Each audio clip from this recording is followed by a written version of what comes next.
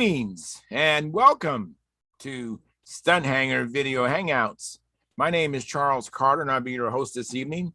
I want to extend to you my gratitude for you watching Stunthangar Video Hangouts. If you're watching this as a replay, I want you to know that I host these YouTube live streams every Monday and Friday evening starting at 6:45 p.m. Pacific Standard Time. So please make a note of this so you can watch or be part of the live stream.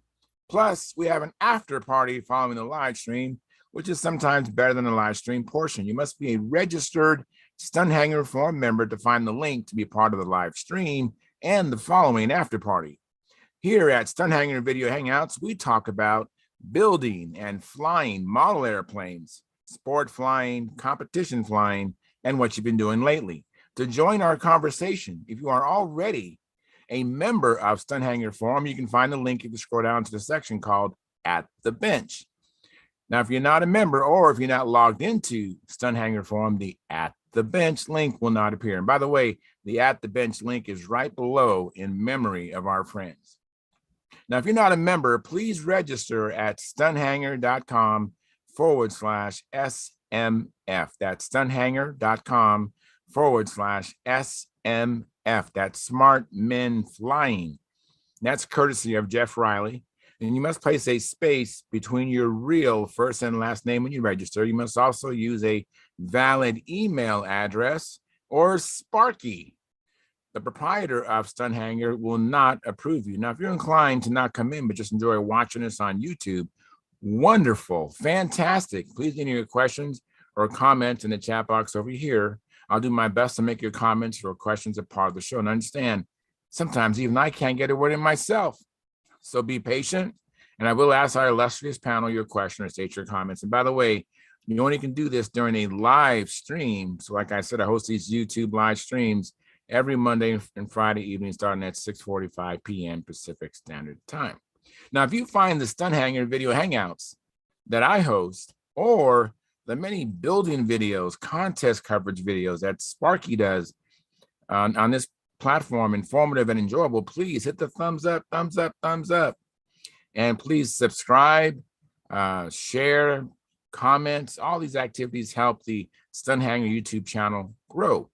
And also, please consider joining Stunthangar YouTube channel memberships, which start at just $4.99 a month, which works out to about actually less than 17 cents a day.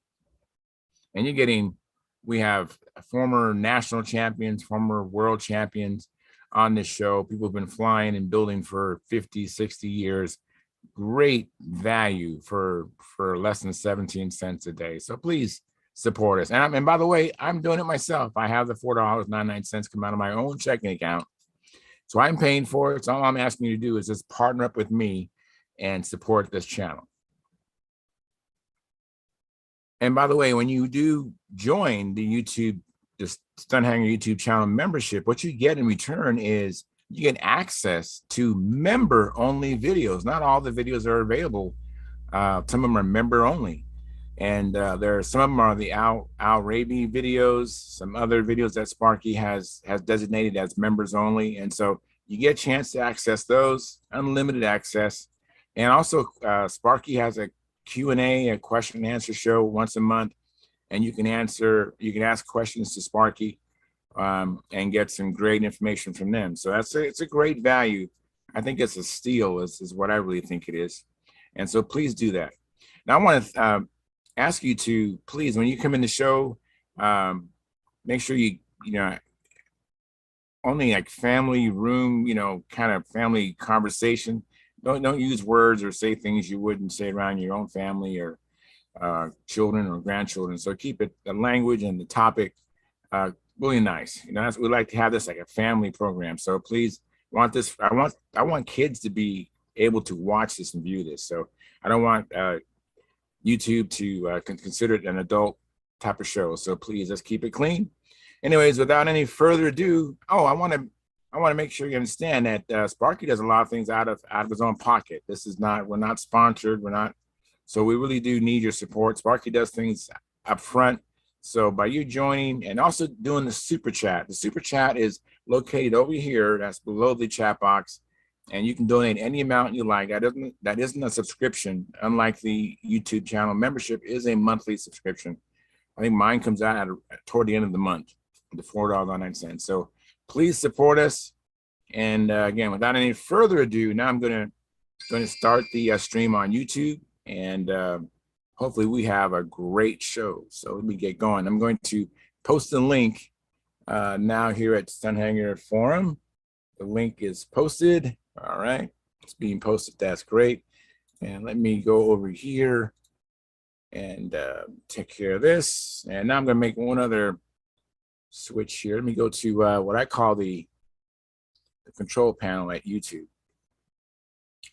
Great, I see it is streaming. Fantastic. Let me make my way to what I call the control panel. And then hopefully we'll have some people come in and join us. This is the eve of a contest in LA County, South El Monte. It's going to be the club, the Knights of the Round Circle, is having a contest this weekend.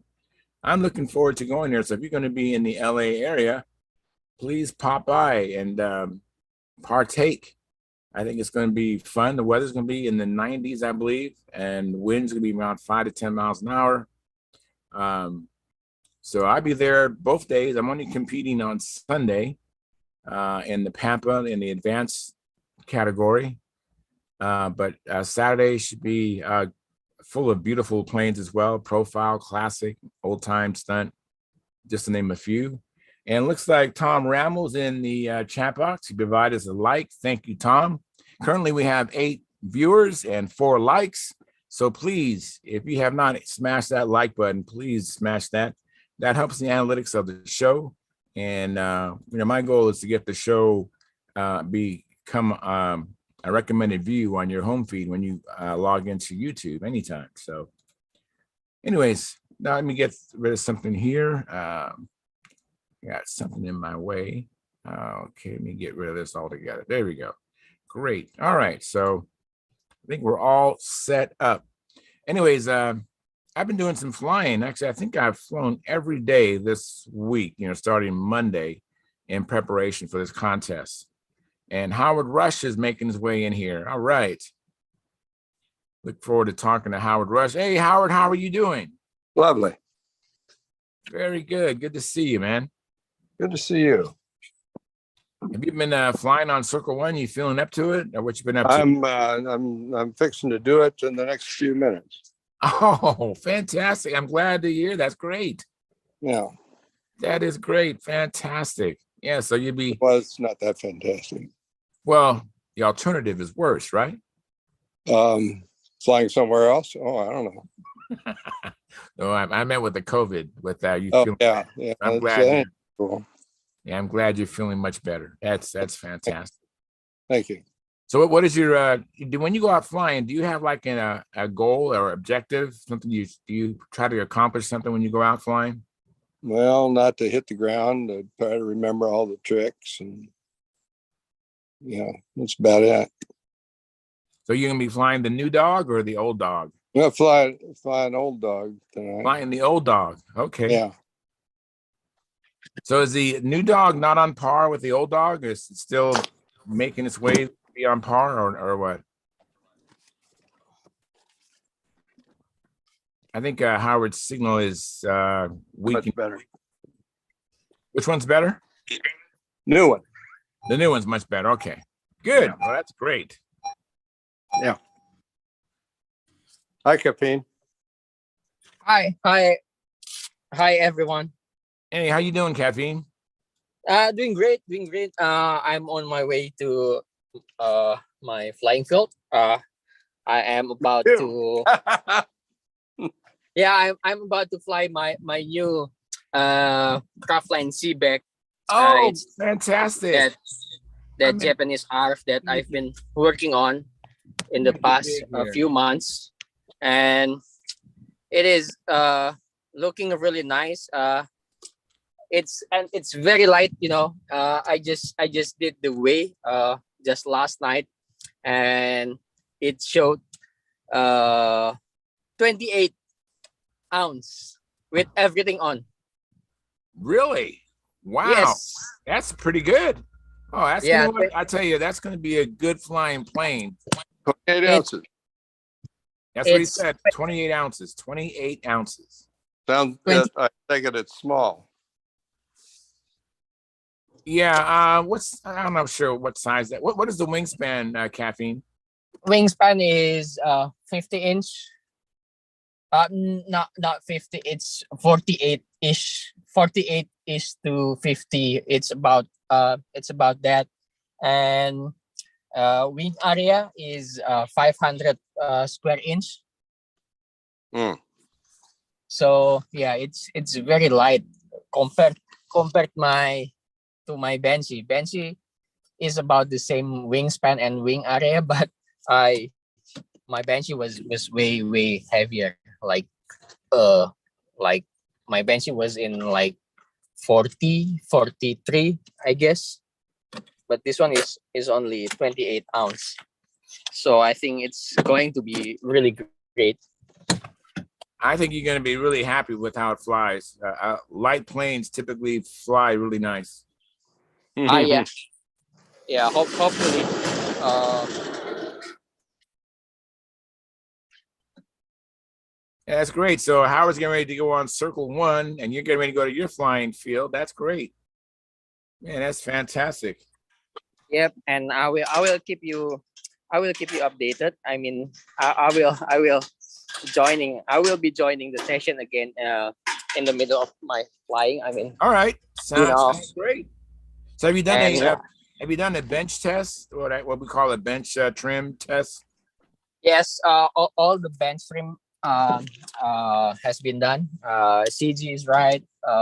The wingtip weight is also right, and then yeah, hopefully the push rod, the throw, the push rod and the flap elevator throw is also good.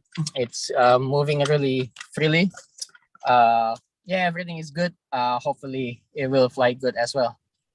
That's all sounds good, Caffeine. I mean, Yep. having it light and the controls being loose and free, that's all good. That is Yep. really good. I'm looking forward to hearing some positive feedback from that. Yeah, but well, one thing that I think, yeah, I did some adjustment, I did something. I was gonna ask about, did you do you glue the ball links to the push rod, the threaded push rod? Do you glue it, or you just screw it, like, you know? So you talking about the end on the push rod, that end when it screws Yes. when it screws into the ball link? Yes. You Yes. screw it. I just screw it in. Or you just screw it in? Okay. Hey, look So at these cool cirrus clouds. Yeah, those are what's some that? cool clouds. Yeah, look at that. Look at the clouds that Oh yeah, that's really nice clouds. What Yeah. time is it in Washington now? In Seattle. Howard is in Seattle, right? He's in Nearby. Olympia. He's in Olympia. Olympia, Washington. What is the time there? Caffeine's asking. 7 o'clock. 7 o'clock. All right. Yep. So we're on the same time zone. Yeah, it's about 7 o'clock here. Yeah, those are some beautiful clouds. Mm-hmm. Very, very nice. Yeah, cool. I have some comments in the chat box. Let me catch up with that. Marcel Legrand, he says, "Hi, Charles, and everyone at Stunt School. I just got back from having 6 flights on my own Pathfinder. Wow, very good. No wind like provided. Very good, Marcel. I'm glad to hear you brought your plane home. Had 6 flights. That's good. No wind. I'm not sure about no wind being good, but I know it's comfortable. But that's good news. And then Gary Sinclair, he's a member of our YouTube channel. He's also the monitor tonight on our channel, and he provided us a like. And then Old Control Line Pilot, aka Bob Whitley up in Canada. He's also a member of our YouTube channel. Like given. Hope to join you later. Thank you very much, Bob Whitley, for coming in. Appreciate that. Awesome. So we're all caught up on the chat box. We got some pilots getting ready to go flying. I know that Caffeine is on his way to his flight area, but fortunately for Howard Rush, he just walks out his house and he puts his plane on Circle One, and he's ready. He's ready to go flying. So that's pretty cool. That's what I'd like to have one day. That'd be great. And it looks like John Miller will be joining us very soon. So I'm looking forward to hearing what's going on with John Miller as well. Stephen Smith gave us a thumbs up. And I'm not sure if this is the original Steve Smith in St. Louis. This one that says Stephen Smith, excuse me, what it says. But welcome, Stephen Smith. Thank you for the thumbs up or the like. Appreciate it. And John Miller, how are you? The original Joe Bellcrank. Yes. The original Joe Bellcrank. Yes. Very good. Now, what was Cunningham's handle? Did he have a handle? Do you remember? Oh no, I just remember him for he's only in it for the money and the women. Yeah. Very good. Oh, and Stephen Smith said he is the original. Okay, the original Stephen Smith from St. Louis. So thank you, Stephen, for joining us on the chat box. So, this weekend is the Knights of the Round Circle Joust this weekend. This is the eve of the contest. Looking forward to meeting some of my compadres there. And I wish you was going to be there, John. I know I've met you there. You enjoy several years ago, but yeah, I'd love to be there. Yeah, I know you would. I know we can't go to all the contests. I know that's just reality. I mean, I'd like to go to. I hope to go to the Nats next year. Don't know if that's going to happen. I'd love to go to the Northwestern Regionals.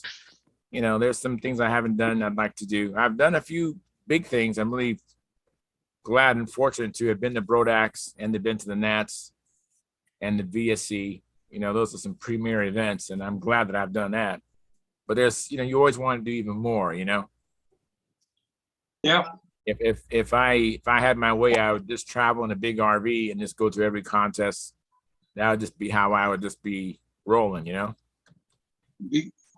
I always, my goal was always to have a big RV and have a 10-acre place somewhere on the East Coast, another 10-acre place in the middle of the country, and another one out on the West Coast, and just have a building there that I could pull the RV into that had a workshop, a bedroom, and a kitchen and a bathroom in it.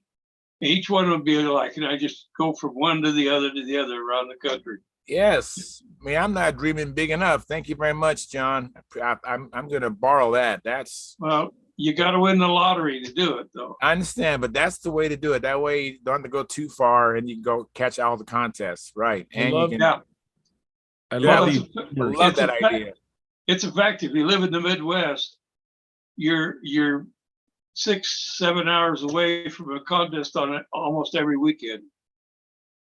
Very good idea. I'm gonna dream bigger. Thank you so much. Let me welcome Ed. Hey, Ed, thank you for coming in. Ed Watsky, how are you? Doing fine. Just been really busy. No flying. Scheduled on Sunday to do some flying. Just so busy doing the final last items for the Youth Aviation Expo next week and stuff. So finally got a whole bunch of things off my plate, and now the blood pressure is a little bit lower. And good. And looking forward to seeing the guys that are coming, and we'll see what we can do. Absolutely, that's fantastic. Yeah, if you want to give a little shout out or a big shout out about your event, you go ahead and tell us all about it. Yeah. Okay. Well, this will be year 3 for the Carl Hopkins Youth Aviation Expo, and in 1928, Carl Hopkins set up a flying club here in Clarksburg, West Virginia, and was flying free flight and control line at the airport where I have my hangar years later. And so he said the aerospace industry's future is in the youth. And boy, how right he was, because all those that he was with in the 20s and the 30s were now fighting World War II for us. And so there's been multiple ones that were supplying, doing the war effort and stuff. And so he continued on. He continued on with it until he passed somewhere, I think, in the 50s or so, late 50s or so. So anyway, when we were looking at a friend of mine passed away and the family wanted the money to go towards aviation for kids, this came up because the title came up because a gentleman from Clarksburg, West Virginia, who lives in New York, called up and was talking about Carl Hopkins, and we had no idea who he was. And so Mark Radcliffe, the VP for the AMA for our district, he did some research, and sure enough, he was in the AMA Hall of Fame. And Wow. so after doing more research, it'd be, well, this is really great. And as it turned out, we also had 2 surviving daughters with us year 1, and one daughter last year. And what's really funny is on the first year, she was Diane was 92 years old, and I pointed to the airport to her, and she turned around and started talking about, yep, that's where I kept score for him when we were doing the free flight, checking out she had all the terminology of the free flight, you know, ROF and how long it would be and all that stuff. So that was pretty amazing for her to talk about that how many years later. But the aerospace industry, as you know, has gone through a 35% retirement rate. So pilots are in shortage. Well, everybody's in shortage, pilots, mechanics, and all the supporting jobs out there. And there's a lot of good jobs out there. Our airport alone has 1,200 aviation jobs going to 1,500. And this airport puts $1.2 billion into the economy. So what's interesting is when I started my company, Engine and Airframe Solutions Worldwide, a lot of people was just kind of look at you going, oh, you work on toys, you work on rich people's airplanes. And it's like, well, these are the people that can afford to hire people. But then years later, that economic impact study came out, and it opened everybody's eyes. And all of a sudden now everybody's asking, what can we do for you? And it's like, well, you didn't do anything when I started the company in 06, and my partner and I, so we don't need any of your help. So we will press on. But you know, a lot of us started so early with aviation. Me, free flight, age 6. At age 3, Neil Armstrong asked his parents to buy him a model airplane to build, or a model airplane. I'm not sure if it was to build. You know, Hoot Gibson is the ambassador for the Academy of Model Aeronautics. And it's just a lot of us out there started with it. And so we want to make sure all the kids know what's going on and all the parents know what's going on. And so they come out here and they do free flight, control line, radio control, rockets, everything we could think of that has to do with aerospace. And just under 600 kids last year, and we're looking at about 700 for this next Friday and Saturday is what we're looking for, at least what we geared up for and stuff. So you know, it's one of those things where we got to do something about it. For me, it's giving back to the community and for all the people that helped me when I was a little kid, that opened my eyes to what's going on. And it's nice to be able to do it. So you know, several Pampa guys are showing up, and Friday night will be a big Mia Margarita dinner for everybody. So it's pretty exciting. So great. That's appreciate fantastic. everything. Yeah. That's good. I have a trainer. I try to have a trainer in my car, my vehicle, for when kids or even adults, but kids, you know, and you know, and all the guys I fly with, they're the same way. We're just so excited to help kids. And if you go to a contest, man, the adults, we will just literally throw engines and airplanes and kits and to help kids, because we know that's our future. I mean, you know, I know that Yeah. if we don't get kids using this stuff, it's just going to end up being in the dumpster. So Yeah, and once again, Mark Weiss is coming in, and Will Davis is coming in, and how fortunate we are to have help like that, and several other Pampa members, and Will even helped me out with calming down my ring rat in case it's needed, and in the future, I can use it for training. So we're looking forward to it. oh, that's awesome. Let me know how things go and the progress. I'm really interested. That's great. Sure will. And also this year, I've got a dedicated photographer, videographer to do this. I was interviewed by TV 12. Something is supposed to air within the next couple of days, and on Monday I go to TV 5 for something to be aired on Thursday next week. So the whole idea is to get the word out. Very good. That's great. Yeah, that's fantastic, Ed. That's really good, especially get TV coverage. Hey, Ed, Yes, sir. I just want you to know, because of all of this, I have gone ahead and shaved my legs. I don't want anything to look bad for this coming weekend. Yeah. Yeah. Well, I appreciate that. We'll make sure we get the close-ups of them There you go. and that. Let me welcome Stuart. Hey, Stuart, thanks for coming in. How you doing? Good. You been doing any flying or been working in your shop lately? No, not much really this week. And then the weather's not looking good for the next 10 days. So we'll see. Not been good. So, Sounds like you're gonna be spending time in your shop then, right? Working on maybe some. yeah, well, that's what I plan on doing. I killed the cardinal in that last event. Killed it. What was you doing? Oh, I entered the clover leaf on the wrong side. Uh-oh.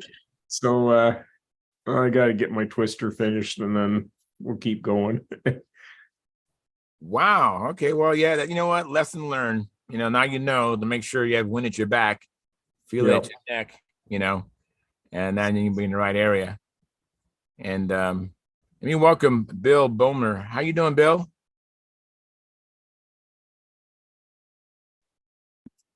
He's muted. You're still muted, Bill. You gotta unmute your mic. There we go. Hey, how are you doing, Charles? I'm doing good. Thanks for coming in. Good to see you. Good. Yeah. I've been missed a few weeks there, but I've watched them all.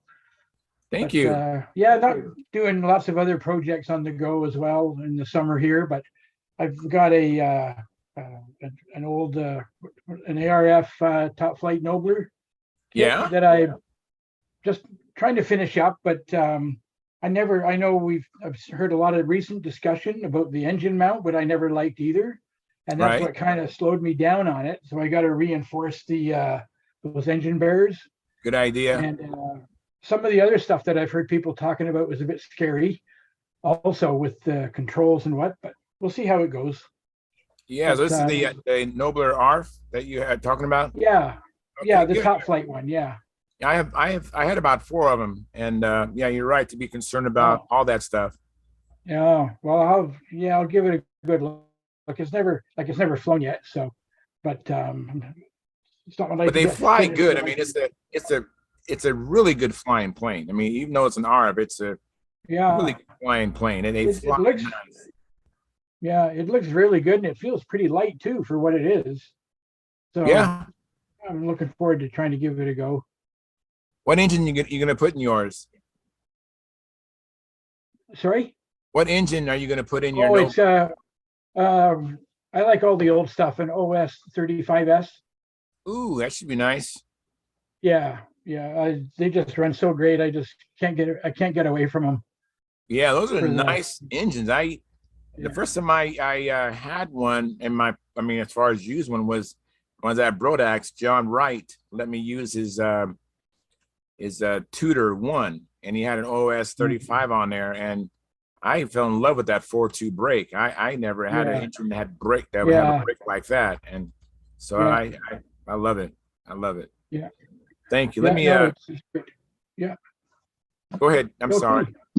No, that's good. That's good. All right. I'm cool. good. Yeah. And Gary Sinclair, thank you for coming in, Gary. And I really like that the SV11 image did for me. I appreciate it. It looks really good. Thank you very much. And I think Mark Weiss, he was in next. I am. It's good to see you guys, and great to see Ed, and I'll see him at least Friday and Saturday. Thursday night. Thursday night, absolutely. Yeah. And Gotta have a Will beer. and I, we're looking forward to that. And Will is bringing two participants. His grandsons are coming. So that's why I got a separate room. So I could get a little sleep. You're gonna need sleep doing all those flights. Yeah, I got a few flights, and we're finishing up the last part of the banquet. Some of the bills have come in, and thank goodness we have the money, and Ball State was to the penny what they said they'd be, so that's always nice. And committees are very busy. We had our first meeting of the judges committee, and we're still looking for a couple more people. I've made a couple offers for ask people to come in and help us, and so we're busy. We're staying busy, and that's all good. Planning committee is doing well. And I had one of those weeks. I hope, Ed, I can continue it, because Monday, I think I told you guys, I'm an avid golfer. I played high school and college golf, and so went out Monday and shot a 78. Then Tuesday night, I did something even more unusual. I won at poker, which usually my job is being the ATM. I just give out cash when I play cards. And then yesterday we played a tough course down on the Eastern Shore kind of area, and had another good round, 82, but with a 8. So I think if I can just carry this mojo to West Virginia with me, I'll be okay. Yeah, well, we got a bunch of nice courses here. I know you do. So it's good to be with you guys. Thank you. And let me welcome Ray Firkins. Hey, Ray, thank you for coming in. I appreciate that. I actually reached out to Ray probably a little less than a month ago and asked if he would come in, and hopefully he does more than one and done. So I'm really glad to see him. And I imagine Keith Trossel pretty well. Yeah. And John Miller. So, and Howard Rush. Hi, Ray. Hey, Howard, how are you? Lovely. Good to see you. Beautiful sky. Yeah, isn't it cool? Oh my gosh. What do you do? Lay your phone on the ground for this thing? It's on a table. Howard looks like an astronaut. Yeah. I'm not on false drugs. That is superb. John Miller, how are you? I'm well. How are you, Ray? I'm doing good. Thank you. Long time no see. It's been a while, hasn't it? Yeah. How's that good-looking wife of yours doing? What's that? How's that good-looking wife of yours doing? Well, still looking pretty good. Yeah, we don't care much about Ray, but his wife, that's different. That's something. I invite you in this place, and all these men want to talk about your wife. Well, it's kind of an inside thing between him and me. All right. One has to do to keep their popularity up. That means having a pretty girl for a wife. Keith, how are you? I'm good. It's been a long time. Yeah. Where are you at nowadays? We're near Denver. Ah, how's your weather up there? Unpredictable. I understand it's rained a bit. And the worst thing about here is the altitude. That's all. Yeah. Health-wise or Well, just flying? our flying field's right at 6,000 feet. And then when it gets to be 90, 100 degrees, boy, it's a challenge. I heard there's such a thing called density altitude you have to fight with. Well, that's, Yeah. I guess I've heard that term, yeah. Yeah, I'll bet you have. Well, it's good to see you. Good, yeah. I had an experience today. In the last 40 or 50 flights, I broke my third chiseler. Oh, Not the chiseler, but the big job. sorry to hear that. No. So what happened, Keith? far as I can tell, I think the ball link came off the bell crank. Oh, Oh, no. I made a mistake, and I made, like so many other things on this airplane. I used the same push rod with the same ball link on it to fit over the bell crank ball, and that definitely was a mistake. When I tried to put that that ball back on the ball link on the ball, why it just kind of slipped over and slipped right off. So Well, my, that's just my own fault. Sorry to hear that. But the engine, I think, is intact, which is surprising. that's good. That's good because there's not too many of those Roy Trantham double No, star this- 61s. Yeah, this is the last of those Roy Trantham 60s that he set up. So I took the engine out. I ran it this afternoon. It seems to run okay, but Bob Whitney down Florida said he'll take it and he'll make sure the shaft is run out true. And he's doing some other things for me too. So we'll see how that works out. Yeah, that's great. Meanwhile, I'm going to take my Madman 54, 56, whatever it is, and taking the electronic stuff off of it and see how long this thing will run on 5% glow fuel. And that might be my next old-time airplane for a while. Very good. There's one neat thing about the old-time pattern. According to the rules, you only have to put one lap between each maneuver. So maybe we can stretch the pattern into that small tank that's in this thing. We'll see. Very good. This is a tank you made? Yeah, Okay. and there's not much room for a bigger tank in there. That's the problem. Well, I'm going to take it out tomorrow, see how long it will run on 5% fuel. And I can get close to 6 minutes out of it, or even 5.5 minutes, why we'll be okay. Yeah. Very good. How long does it take for you to do the old time pattern? With one lap, maybe 5 minutes. Oh, okay. Oh, good. That sounds promising.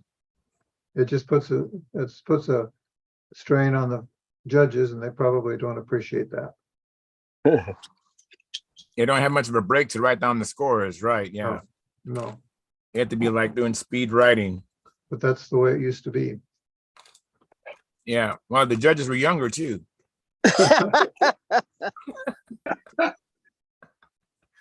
Hey, Dennis Adamisson's in the house. Thank you, Dennis, for coming in. How you doing? Real good, real good. Hello, everybody. Hi, Dan. Hey, Dennis. So I know you're on the other side of the United States, but do you know Ray Firkins? Have you heard of Ray Firkins? I've heard of him. Yeah, he's We here had tonight. communicated before some years ago. Yeah, I was trying to remember who Ray was here. I saw the window here before I joined up, and I was trying to scratch my head who Ray was. So, welcome, Ray. Thank you. Nice to see you. Uh-oh, I'll fix that. Ray's one of the really good guys. Mhm. He is, and I've always admired his planes. I think the very first time I saw Ray, I think he had a Heinz 57, I think, and out there, and I was like, "Wow, that plane is beautiful." And you got just some beautiful planes in your background there. Are any of those planes that easy to get to, Ray? Could you show us? Well, they're very old. airplane? Huh? The Heinz that you just mentioned is there in the upper right corner there of the picture. Okay. Same airplane. Is it possible you can take one down for me, Ray? Yeah. Yeah, it looks like a Stingray over there too. So, Yeah, I see. Yeah, the Bob Gialdini design. That's a humdinger of a Stingray. He You make Ray big here so we can. he didn't have the best set of plans that I ever drew to do that. Wow, look at that. oh yeah, I love it. Beautiful. Still That's survives. I think it's 10 or 11 years old now. Who would design such a thing like that? I don't know. Some lunatic in Utah, I think. Oh, that guy. Yeah. Yeah, he should be joining us. I mean, lately, Well, I don't know. I think he thought he was a little behind and he wanted to catch up. So ergo the Heinz 57. He's been making good progress on his new one, from what I understand. Yeah, right Yeah. now he's been focusing on the Pathfinder though. He's been him and Bart Kaplinski have been building Pathfinders. Yeah. But I haven't seen him since the last show. So hopefully he comes in and he can give us an update on the progress of the Pathfinders. So what are you working on, Keith? I'm in between airplanes right now. I'm deciding what to build next. Ah, I thought I had it all laid out what I was going to do for the next year, and then when I lost my big job this morning, why that equation changed. So I don't know what I'm going to do yet. You lost the big job or you lost the chiseler? Big job. The new This one. Okay. This morning? This again? morning. Yeah. Oh my Third- God. Third one. You're on, Third one in less than 2 years. yeah, you're on a Wow, losing that's streak awful. with that. You better find a new airplane or something. Yeah. Well, there's Good. another airplane I've been wanting to build for old time. It'll be smaller. And maybe I'll go to that one. Hmm. Just sort of an unknown factor because it's really not an old time airplane. It's just it's a scale airplane that has all the areas and almost the same moments as a gyrator, except it's got a longer tail, which I think could be good Sounds good. and decent airfoil. It's a scale airplane Hmm. and it'll be kind of draggy though, and that's a problem too. So it'll be a 25 sized airplane. Hmm. We'll see. Well, we have Bob Hunt in the house. Thank you, Bob, for joining us. Appreciate it. How, Hey, Ray. how you doing? Bob? Nice to see you. I haven't seen you in a while. Yeah. How's Becky? Charles finally bugged me enough to drag me out of my hole. How's Becky doing? She's doing well. Well, she's doing pretty well. She's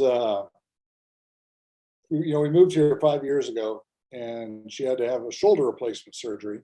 Oh, my. And that went really well.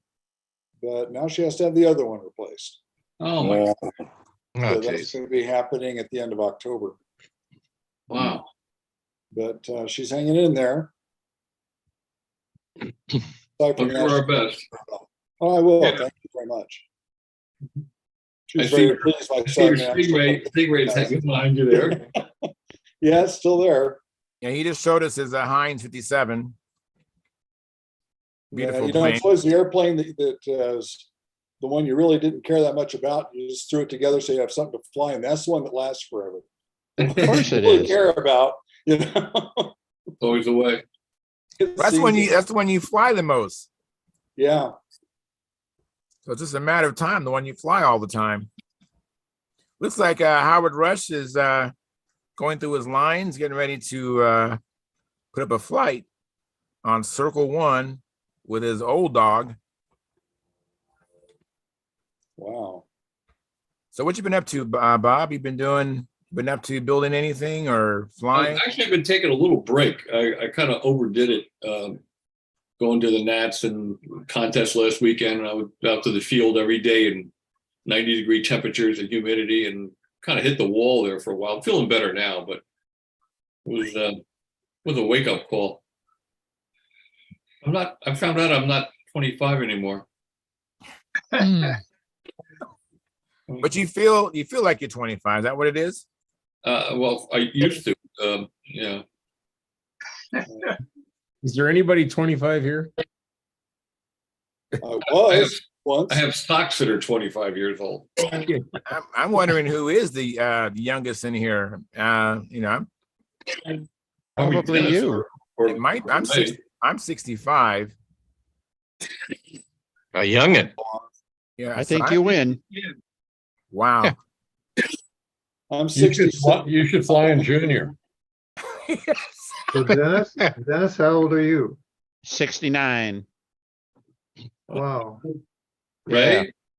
That's 66. it. Does that mean I can call Charles kid? Yeah. Yeah. Kid? You know so much more than I do. I would not take offense to that. We called Sonny. I could be the kid of the block. Hmm. How old are you, Stuart? 64. Okay, so someone's younger than me. All right. Oh, well, all right. We'll pick on Stuart then. Okay. I look old. I can't help it, sort of. Well, who's the oldest? Oh, now we're getting sensitive here. Oh. Keith, how old are you? Keith, how old are you? 83. Very good. I think we have a winner. Yeah, I think you're right. Yeah. Yeah. Well, that's still that's awesome to be flying in 83. And even well, and Dennis, you said Wesley Dick is slowing down, but he's 91 and he's still flying. You guys still flying or during the week or something? Haven't had him out. Haven't had him out since before the Nats. He's only doing short flights and he enjoys himself and everything like that. But I don't think he'll be competing anymore. So he still he'll still be at the competitions. He enjoyed himself at the Nats again this year. And I won't rule out he'll probably go out to VSC. He had a 21 or 22 year stretch going till last year. He had a surgery just before and he couldn't make it. But That doesn't count. yeah. That's pretty good. Yeah, I remember seeing a picture or an image of John Tavio flying at the Nats.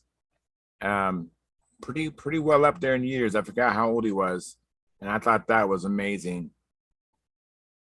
So, I had some bad news today. I was talking to Ken Wills, someone who I've known since I was about 6. And we used to play together when we were kids. He lived in Kenilworth. I lived in Union. We used to ride bicycles to each other's house. He's a flyer. And we were both Larry Scarinzi. We were crazy about Larry. He was our hero. And Larry hasn't got more than a week or so left, apparently. oh, sorry to hear that. Oh, geez. I met Larry at Brodax in 2016. I was glad to have met him and Jerry Phelps. I grew up around Larry. Larry was like a big brother. Wherever Red was, and Red worked for my dad, Red Reinhardt, Larry was. So, my first recollections, my earliest recollections were really of Larry and Red. Because they were so crazy, they always played with me when I was like 2 years old, 3 years old, Wow. Yeah. Nice. I think first time I met Larry was at VSC, and he wanted to borrow the arm off of my Zip D chair to carve something for his airplane out of it. You wanted to borrow what? We had these Zip D folding chairs with wooden arms. Oh, okay. And he All right. he eyeballed that thing and says, "You know something? I could really use that arm. Can I have it, please? I want to make something for my airplane out of that arm."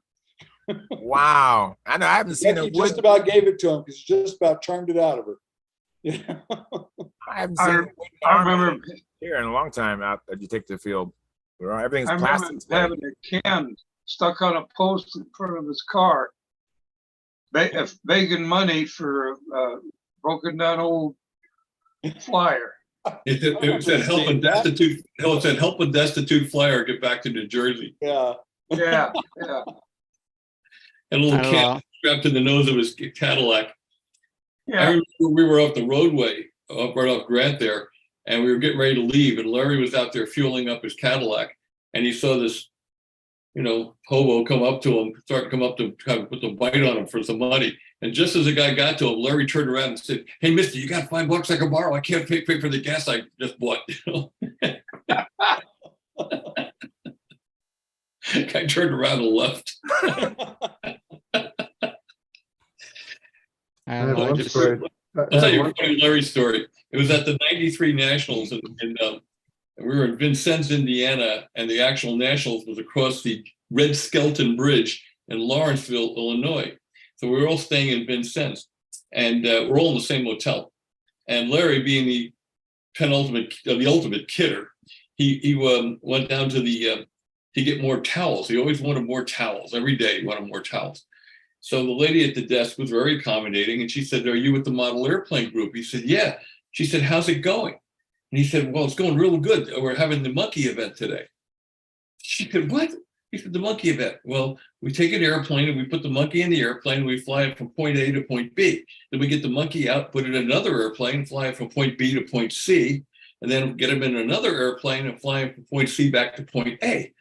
The girl said, that's terrible. The poor monkey, He said, no, the monkey enjoys it. So I guess my kids knew about this, Robbie and Brian and Joey Perovich. So they went down to the desk for something, and she said, how's the contest going? This was the next day.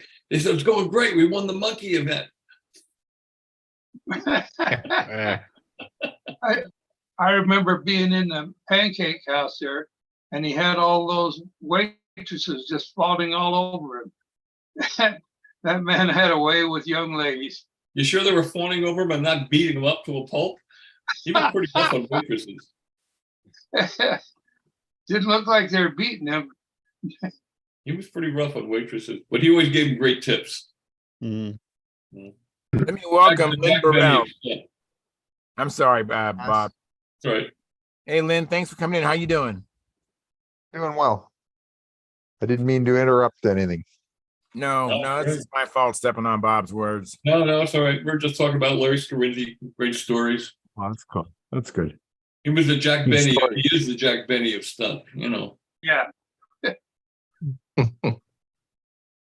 Met him at Brodax a number of times. He was a great guy. Yep, still is, but not for much longer, apparently. Oh, that's too bad. Yeah. Got the word today. He's only got maybe a week or so to go. Oh, so sorry to hear that. I don't know, I guess not so much the story, it's just an observation, seeing Larry, I don't know how many times, seeing him at Toledo, walking around carrying a gallon of pure nitro, and knowing darn well he was going to put it to good use, Dump out about 20% of the can, put some oil in it, and that would be his fuel, so. Wow. Wow. Hey, Philip. Thanks for coming in, Philip. Hey, how are you? And thank you for the like. Appreciate it. Yes, sir. I feel better tonight. I was watching my phone and found out I'm not the youngster on here. How about that? You're not the youngest and you're not the oldest. How's that? Oh, I'm far from not the oldest. I'm telling you. A couple of the ones you think are young fellers are not young fellers. I always think of Bob as being a young fella, but he's a little bit older, man. I have been reading about him since I ain't gonna tell you what grade, but because that will make him feel old. But well, Dennis, you ain't too far behind. I mean, you're only a year older than me, but I've been reading about you for quite a while too. I had a guy come up to me once at the field. He was about 70 years old. This was a while back. And he goes, "You're Bob Hunt." He says, "I've been reading about you since I was a kid."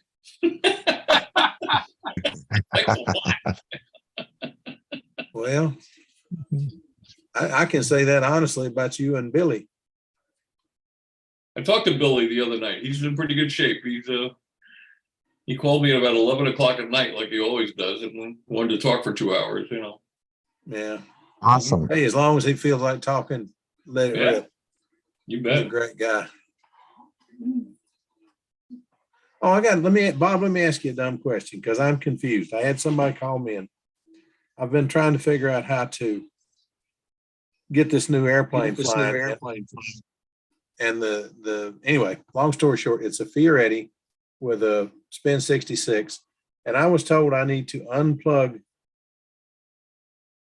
the Spin 66 from the Fioretti in order to reprogram the ESC. Is that true? Yes, you unplug the outer pins. Okay. The pins closest to the fuselage are go to the sensor, and the furthest from the fuselage go to the ESC. You unplug those and put them in the lower port on your Jetty programmer. Make sure that you have the polarity correct. Yeah. I thought you plugged the red one into the Jetty port. Well, that's a Spin 66 Pro. Yeah. The Spin 66 doesn't have the red connector, but if you have the second one, if you have a Pro, you plug that in, but you have to unplug the other two, the other line from the when you plug the red plug into the lower port on the programmer. Yeah, I'm still trying to get in touch with Igor and order a timer and 2 ESCs. One of these days I'll get through to him. I'm in a rare situation. I've got the money. I don't have the ability to order it. It's weird. He's going, I think he's at the European Championships right now, so. Okay. Maybe he'll get back to me in a week or so then. We're going to trying to get this SP11 ready to take it and fly it for the kids in West Virginia. Otherwise I'll take something else, and they all make noise. Phil, did you get my email? About the Holiday Inn? Yes, I did. Yeah. Okay. All right. Thank you. Thank you so much. You're We welcome. will be there. We plan to be there. Lord willing, we will be there. And I want to see, while I'm there, I want to see that yellow plane behind you. That I can't think of the name of it now. I know it any other time. I want to see that thing. I've got a plane I'm trying to paint that's white. I'm trying to come up with a paint job, and that looks like it would be real pretty. No, we'll do. Okay. No problem. Big John, I saw your plane a while ago. The gentleman showed one of your designs. I don't know what it is, but I liked it. That was pretty. Of course, I like them all. I can't build them all, but I like them all. I'd love to see it fly. Now you got me curious. I think you're talking about the Heinz 57 that Ray Firkins built. Yeah, the white one he just showed a few minutes ago. That's Gordon's design. He said you drew did the plans. That's Gordon. John did the plans. Gordy designed the airplane back in '62, I think. Oh, okay. Well, I've seen Gordon's real one. Interestingly, he's got parts from. Pardon? I saw Gordon's real one at the Nats. I saw the orange one at the Nats a few years ago. Right. He had that and the Tony, that huge Tony, and the Colossus. That's where I fell in love with the Colossus. That thing was so big. I can't believe you guys fly a plane that big on a 51. I don't know. 51 has a lot of power. Well, it does. I've got one on. Colossus is light. The Colossus is light. His Colossus is light. Yeah. I need to go back. It was probably designed to fly with a KMB-45, wasn't it? Yeah. So I've got to go back and put mine on a diet. It's not assembled yet. I mean, it's an airplane, but it can still come apart to hollow it out a little bit more. I'm gonna do some more putting it on a diet before I go gluing it all together. Gordon did very well with his. Gordon does very well with everything. Gordon could fly a brick. Well, yeah. Yeah. But a light brick will fly better than a heavy brick. That's true. That's true. But I don't know how to say this. I picked up a couple airplanes at the Nats this year. Some of them I was really impressed with the way they flew, and some of them were not light. What'd you get? That's all I'm gonna say about that. Do what? What planes did you pick up at the Nats? No. But Nope. there are some planes that are 68 ounces and better that fly very well. I remember Hunt made a remark about that one of his columns many years ago. Said he'd much rather fly a heavy, well-trimmed airplane than a light one that wasn't. Well, I would too. I have flown some very, very light airplanes that flew terrible. And I have flown some planes that I thought I could maybe get through a pattern that were a joy to fly. But, when Charlie Reeves trims one, it flies. When Tom Looper trims one, it flies. But when I trim one, maybe not. That's the reason I like having good friends that I'm not scared to let fly my airplanes, because they can tell me, Philip, what, come on, let's retrim this airplane. Okay, let's go for it. I had a couple of mottos for back then. Light is good, but lighter is better. And it's possible to build a control line stunt ship too light, but no one has ever done it. Yeah. What was the other thing? When you're building a model airplane, just add lightness. Yeah. Yeah. People who say that heavy airplanes fly better are the ones who can't build light airplanes. Yeah. But I tell you what, now there was one case, there's one time that I can ever think of that defies that. If you remember, Al Raby did a story, it was on the Mustang, and he added weight and added weight to see how much weight he could add till it became unflyable. And he said adding 4 ounces to that airplane, it actually flew better. 4 ounces. But he added 14 and still flew it. So I don't know. Al was another one that I just can't figure out. But on the other hand, now he also had, for that size airplane, he had like a 46 in an airplane that at the time we all flew with 35s. So, you know, if you put enough power on it, a brick will fly. Yeah, Well, I don't know. Power doesn't I, give a lift. I'm not sure. I think it's, you know, the old expression, you can put a candle in a cow pie, but that don't make it a birthday cake. I mean, That's it. I hear about all of these. Oh, all you got to do is put a Belchfire 79 on it and it'll fly, you know. Oh yeah, right. that's true. Yeah, it'll I tell you fly, what know. though, I'd rather have one that'll fly with lesser motor because they're a Yeah. whole lot easier to fly. Yeah. One of my other sayings was there's only one correct amount of horsepower, way too much. Way too much. That's it. True enough. Simplicate and add lightness. Well, I tell you what, when you see I'm trying to learn electric. I'll just go back and say this part. I'm trying to learn electric and I am thoroughly confused with some of what I'm learning. But I went to the Nats and saw a friend of mine fly an airplane that is way overweight. And he only, instead of having a 35-15, he had a 28-26 in this airplane. It flew real well. I mean, it could have flown better had it been lighter. Not going to argue that because I know it could have. But for an airplane that will give you a hernia to pick it up, that thing flew really well. So these little electrics will do a lot more than I thought they would. Okay, how do you guys reconcile, you know, let's say you have 100 horsepower or 1 horsepower, but it's on a propeller that spins at say the same prop spinning at the same RPM. Isn't it making the same amount of thrust? Should be. Right, if you have the same propeller, like 10 to the say If it'll turn, whatever if it'll prop, turn the same prop, same RPM, it should make the same horsepower. it should produce the same thrust, right? That's right. Okay, That's so right. how much horsepower is enough for that? That I don't know. I can't like Enough say, to turn it, right? I can't believe that It was that more of motor a joke, fly Dory. that airplane. Okay. Well, actually, it can get kind of crazy. Just to confuse you a little more, Phil.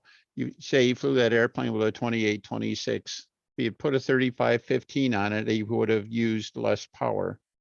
I know. He put a 42-50 in it, he would have used less power again.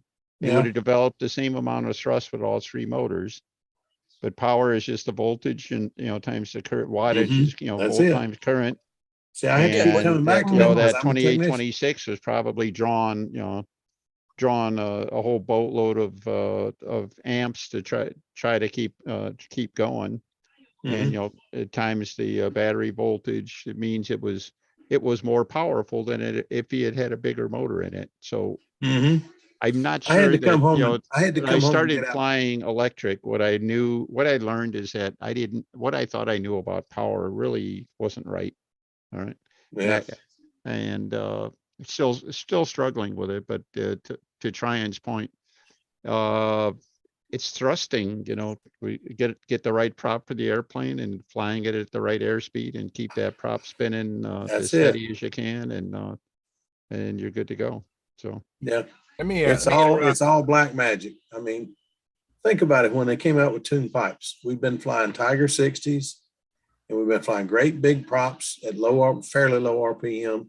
And then Bob comes along with a tune pipe and he's taking a little 40 and he's putting it in a great big airplane with a low pitch prop and it's flying like it's in first gear everywhere, but it works. Well, the electrics are doing just about the same darn thing, except they're not using low pitch prop. It's just, the whole thing is just, duh, you just have to scratch your head and figure it out. But the bottom line, it works and it's so repeatable.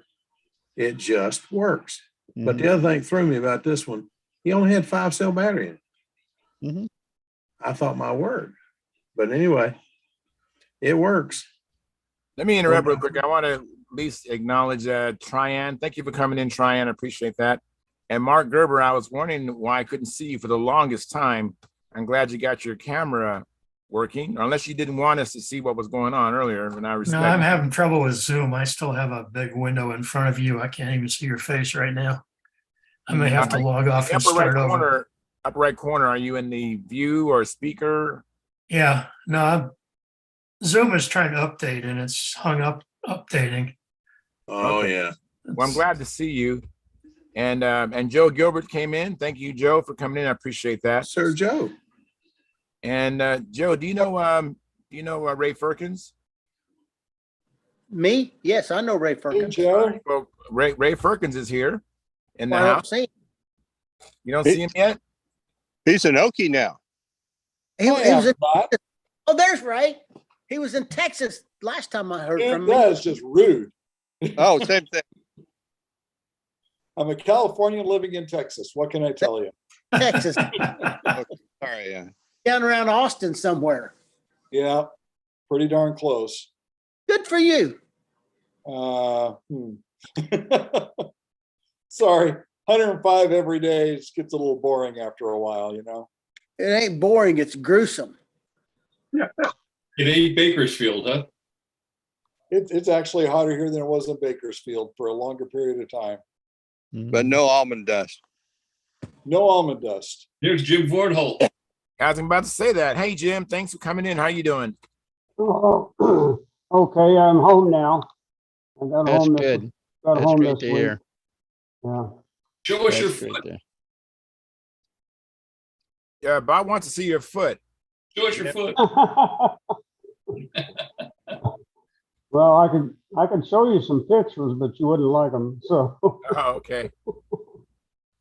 Well, I'm glad you're home. We're going to save you a lot of money. We all have Dremel tools. We could have fixed that, you know. Yeah, well, I should have tried that first, Bob. You're right. Might have went better. And I have a question from the gallery. Eric Bird, he says, if you guys are taking questions right now, I was wondering about ways to reduce the weight of an engine. I have a nose heavy Super Clown with a PAW 19 diesel on the building board. Put tail weight.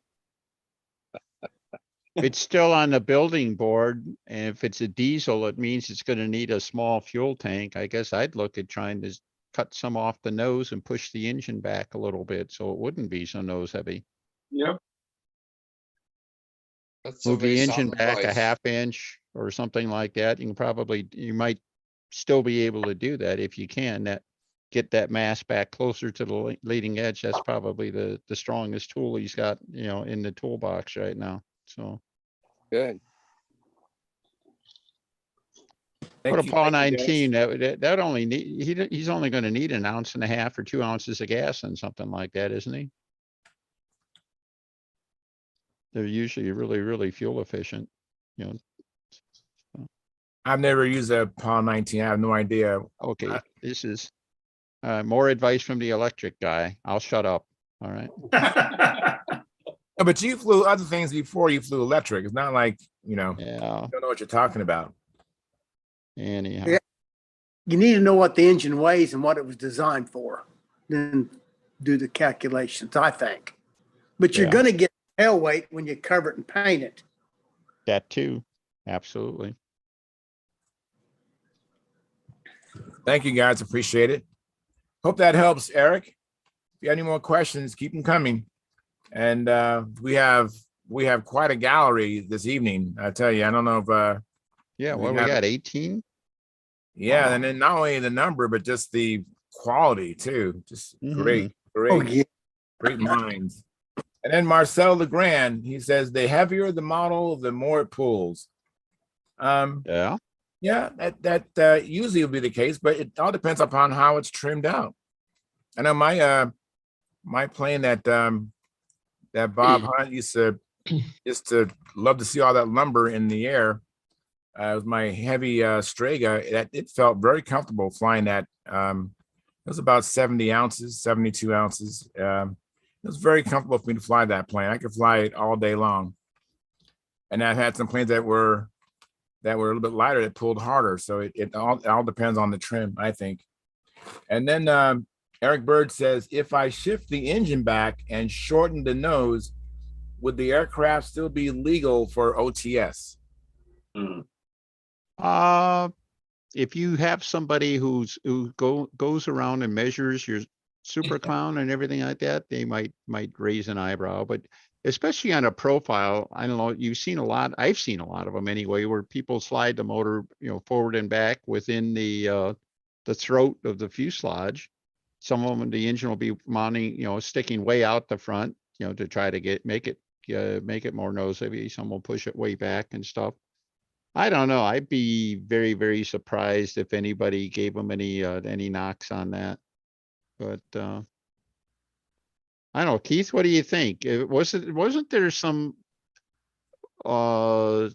ideas on that? Like, some of the airplanes like the Zilches showed short noses and long noses depending on the engines. But do you think if he cuts the nose off his super clown, they're gonna not let him fly? I don't think so. I don't think, like you say, there's no old time design police running around. The only time I've seen somebody get called on something in old time is when they put a long tail wheel on a ringmaster. Mm-hmm. And that's not fair. Several of the old times come with All-American Senior plans. Shows a long nose and a short nose. Stunt wagon shows a long nose and a short nose. Mm-hmm. I'm sure there's others. That's just the only two I've built. Well, the Zilches are like that, and there's but I don't think, unless there's a change that's obvious, a change in for whatever the design of a particular airplane, and if it looks like, hey, it's gone overboard on stretching what the rules allow or don't allow, then if it starts raising eyebrows, then there's a problem. But who's going to measure nose moments on a clown or whatever? on a profile model, I just can't see it. I think they just want the participation in the events these days, unless you go way overboard. Yeah, that's it. If you make a Nobler into a canard, maybe they might mention it. But oh yeah. All right, one more dumb question. I built a it's not a Victory, Viking, but my kit was one of the old ones, and it's got the sheeted leading edge. I've never finished it because is that going to be legal? It was a funny thing. That thing used to cause a lot of heartburn, a lot of bad feeling and stuff like that. That's probably the reason I redesigned it for Brodak. Now, Brodak apparently, John Misk told John Brodak it was okay because it didn't change the airfoil from the original one. But I don't know. I hate it, but I mean, I never heard of anybody getting kicked out for having a plank leading edge Viking, but I know that there were people used to grumble about them. All right. Yeah. I'd seen one fly. Let Ed know I see your handshake or your hand raise, Ed. So just want you to know I see it. Just hang on. I'll let Ed go. I just wondered about that because I've got one completely built, just not cut. Well, it is covered. It's not painted. Mm-hmm. Go ahead, Ed. Yeah, people were talking about bell cranks and looking at it. Snap-on. This is a cheaper bore scope. Okay. So you put the batteries in, you got the little screen. If you've got a small hole, you can actually go in and look at the condition of your bell crank and the wires and stuff. It's a great idea. So when they were talking about that, I wanted to mention it before I forget. But anyway, Snap-on and they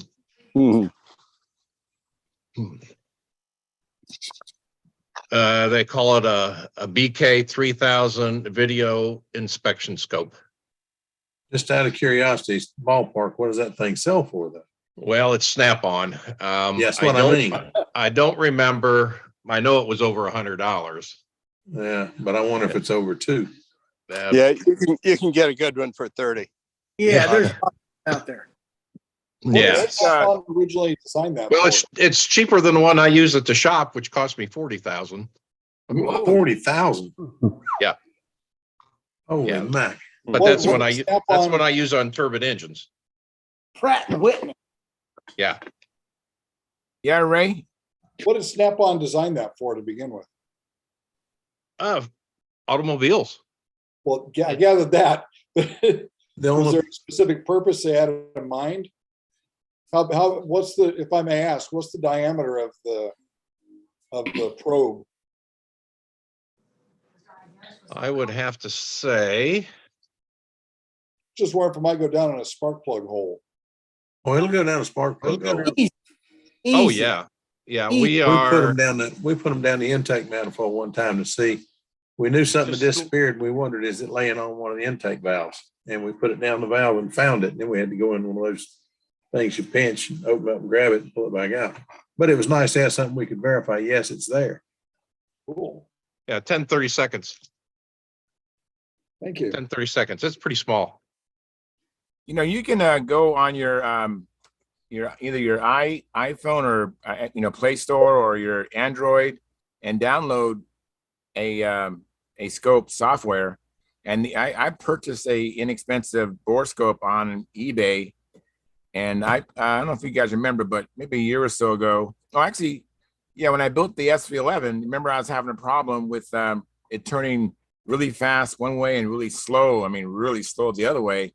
And I used the borescope to go down the fuselage, and that's where I actually saw the push rod flexing, particularly the ball link was at the end of the threads, and I saw that it was flexing. And I used a borescope to witness what was going on. I don't know if you guys remember that, but I showed a video on the show that I made of that video of the of my borescope going down the fuselage, down the formers. So they are helpful, and I didn't spend that much money for it. It might not be as good as Snap-on, obviously, but Well, it was believe me, I wish somebody else had something like it, but with the amount the company does with Snap-on and the other ones, he gave me a pretty good price. I bet. I just don't remember. I bet. And let me welcome Jonathan Karadas, and hopefully you're getting Big better John. and better, Jonathan, and ready to put some holes in the sky and all that kind of stuff. You doing better? Yeah, hopefully we might have a crack tomorrow at doing some flying. Yeah, I'm feeling better. Yeah, and I'm not going to stay long because the All Blacks are doing battle with the Wallabies, the Aussies at the moment. So I want to go and watch the end of that game. Okay. But I wanted to ask Mark how he got on with the electric plane that he had, because that's the one we've got here that I messed around with to get the little fella flying. And I had to mess around quite a bit with it to get it to go right. But how did you get on, Mark? Hey, Jonathan, I wasn't sure. I couldn't remember who sent it to me, but it came great. I haven't had a chance to play with it. I'm going to bring it to West Virginia this weekend when we're working with the kids. Is there anything you can tell me that would shorten my learning curve? You'll have to muck around with it quite a bit, I think, to get it to go right. You might need to put a bit of weight on the tail. You may need to make sure that the little bell crank works properly. It's very fragile. I mean, the first time you do a couple of hard landings, it'll start to bend, and the foam card will get a memory to it. So you might have to mess around strengthening it and so on. Just make sure your wires are both, well, you know the story. You just got to make sure they're not kinked. I actually wrapped them up around a couple of, we call them over here pool noodles. That's what they are. Kind of We call them the same thing. Yeah, you can wrap pipes and stuff to keep the hot water hot and so on. Stuff. Anyway, wrapped a couple of short bits of that around the handle, and then I wrapped the lines around that gently so that the lines don't get kinked, and then you can actually get the elevator movement. And the other thing you might find is that the trigger will have no effect on the throttle. It'll either go or it'll stop. It's only fast or go. The only way you can vary the speed is to have a dud battery in there, or one of the batteries, you know, 3 batteries, might be a little bit lose voltage a bit, and then that'll slow it down a bit. Other than that, they fly actually quite well. Yeah, but you'll get the hang of it. Well, I hope by the time we finish on Saturday, I got it figured out. Yeah, it's good fun. Was Takes that, you back to Joe? your childhood. Thank you for sending it. Yeah. Joe Gilbert, I didn't quite understand what you said. Howard Rush is flying an airplane. Yeah, he's on Circle 1. He's flying. Yep. I can make him big momentarily. Make him big. Let's take a look. Oh, he's inverted. That was a nice corner. Yeah. Yeah. Hey, speaking of which, 1002, 1003, 1004, 1005, 52. All right. Speaking of which, I just got a care package in the email from Mark Gerber with all the maneuver diagrams for our new vertigo pattern. And cool.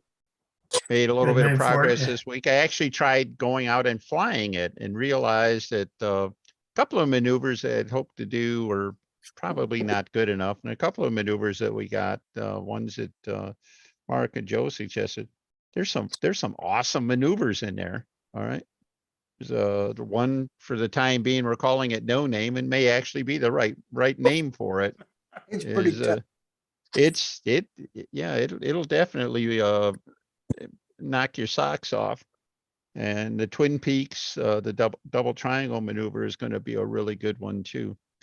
One other thing we've looked at after flying them, actually, one thing we're looking at is instead of keeping everything at 45 degrees, I think we're going to let it go to 60 degrees with the same language that we use in the old time stunt patterns, is that 60 degrees will be a maximum dimension, not necessarily a target dimension, if you understand that difference. If you go over fly 60 everything at degrees, 60 it'll be instead at of 45. you can fly it anywhere between, up to 60 degrees. All right. And when you get flying some of these stacks of triangles that we've been doing and stuff, you'll really appreciate having a little more room to mix. And I forget if it was Mark or Joe first suggested it, but we're looking at a 60 degree 4-leaf clover variation on a 4-leaf clover, I should say. That I haven't tried that one yet. Oh man, that's gonna be tight. That's gonna be real little. Yeah. It's not going to be, well, it's not going to be what you're used to seeing in a 4-leaf clover either. All right. And Let's watch Howard's intersection here.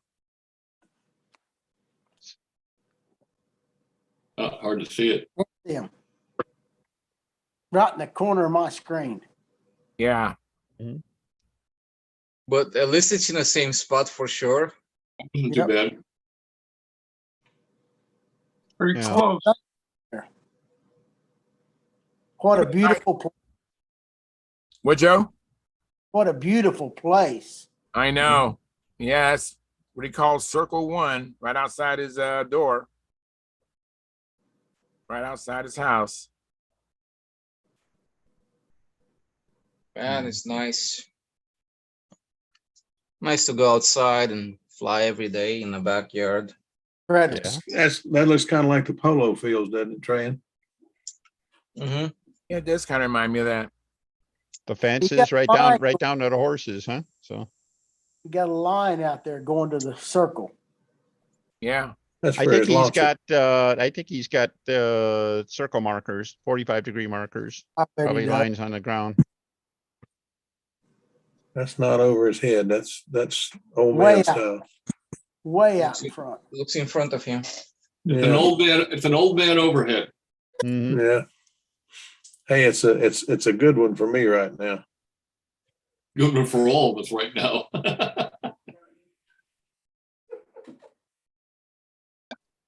So when I was flying at Nazi in the circle in front of the what was Thing does turn. the awning over there, they have some lines on the ground that the cross go straight across the Those are for yeah. pattern, RC patterns, what that's Yeah. for. and I was using those lines for level to center my maneuvers. You just climb right on top of them, wing over and stuff like that. I love that stuff. I mean, just they help Yes. you a lot. If you set your circle up like the FAI circles want you to, the AMA like you to, but nobody does it. But the FAI's got the boards 2 foot by 2 foot, 2 to 4 feet off the ground. You Yep. go fly on them. Just set them out there like they say. And if you pay attention, you will get better. All right, nice flight. You talking about, look at that, he landed right where he took off. Yeah. Yeah. That's string. That's a string on the ground for He his gets a full 10 points there, For his Tim. launcher, yeah. launcher. Yeah, he gets 4 points, Dennis. He does. I do that all the time when I fly by myself. Yeah. Well, it's It one of just- the things I just want to know add I to cannot pick the, up the plane and walk the plane around when I'm by myself, so I have to land close to the takeoff point. yeah, it's one of the things that, at kind of an aha moment, I like doing that anyway. Save my pitman some walking, but, in this new pattern, we're gonna make the landing a spot landing. And you'll get 10 to 30 points on your approach and touchdown and everything like that. And the last 10 points will be based on how close you came to your release point for takeoff. Oh my gosh. Hey, Denny, Yeah. I got a very nice letter today from Tom Dixon. Mm-hmm. And apparently, right before he sent the letter, so maybe 4 or 5 days ago, he had a long conversation on this topic with one of our guys, and it was all about the difficulty for someone maybe over 70. It depends on your health, flying the current pattern. So it's kind of interesting. It came in, and one of Tom's points was that it's really much more important to have a smooth and stable place where the pilot flies. Yeah. Okay. Good point. Yeah. Just for the basic nature. And he also compared going around 6 or 7 times and then pulling a vertical maneuver, because a lot of us, have some inner ear problem. And when you start going overhead, and then if your feet aren't stable. So his purpose was to ask me if I could, kind of push the AMA a little bit more in terms of our grass circles to put out something permanent, something that's solid, whether it be concrete or whatever it is. But I think the topic is really timely. While you're trying to get new pilots, why don't you do what you can to keep the ones we have? Exactly. Yeah. It was interesting at the Nationals, those wooden discs that they put out there, they weren't screwed down very well, and they would one part of it would come up, and you could trip right over those screws in the part that came up. Mike Stimson went out there and kept screwing them down, prevent people from tripping or falling. Yeah. What I used to use with my crook hip, well, I've had 2 of them now over the years, is I find it's the old tripod thing. If you use your walking stick on your left hand and your non-flying hand and anchor yourself before you do the high maneuvers, spread your legs, put your body position in the right place and so on, spread your legs and then jam that stick in the ground. That gives you a good, solid stance to go to tip your head back and go high. So if you're having trouble standing up or getting giddy and stuff, that helps a lot, I find. It's like, what is it, like a walking stick? Yeah, just a walking stick with a good grip handle on it. It seemed to me like a nice thing to have for an old guy would be a pylon in the middle you could hang onto with your left hand and just go around. That's what I was going to say. A pylon I would like be the nice. walking stick idea. The walking stick idea is good because that has ancillary benefits in case the judge gives you a low score. Yeah. Another benefit of that walking stick is you could really add some showmanship with that if you have a niece that can teach you how to twirl one of those things while you're flying. There you go. Yeah, like the Let's see how many ringmaster. people get this, and you could fly to a Leon Redbone song too at the same There you time. How go. many people got that? The only trouble, if you put a pylon out there, you've got to walk around the damn thing. Well, Yeah. no, not necessarily. Pretty But- much. You know what I mean? It's going to get in the way. you're either It's going to four- end up with it stuck in your crutch or you're going to fall over the damn thing at some stage. Whereas a walking stick, once you've done your high maneuvers, you can lift it off the ground and rotate at normal speed, you know. That's a, What that's I a good, tried, Phil. what I tried was our field actually has a thing in the middle for a speed pylon. So I found you could take a piece of threaded pipe and screw it down in there. That's only about so tall. It only sticks up about an inch or two. Also found out you still can trip over the full thing. oh, yeah. Yeah. So that being said, this thing goes down the ground, I think about 10 or 12 inches. But anyway, you get another piece of pipe that'll slide down in that. And you can, goes down in far enough to be sturdy.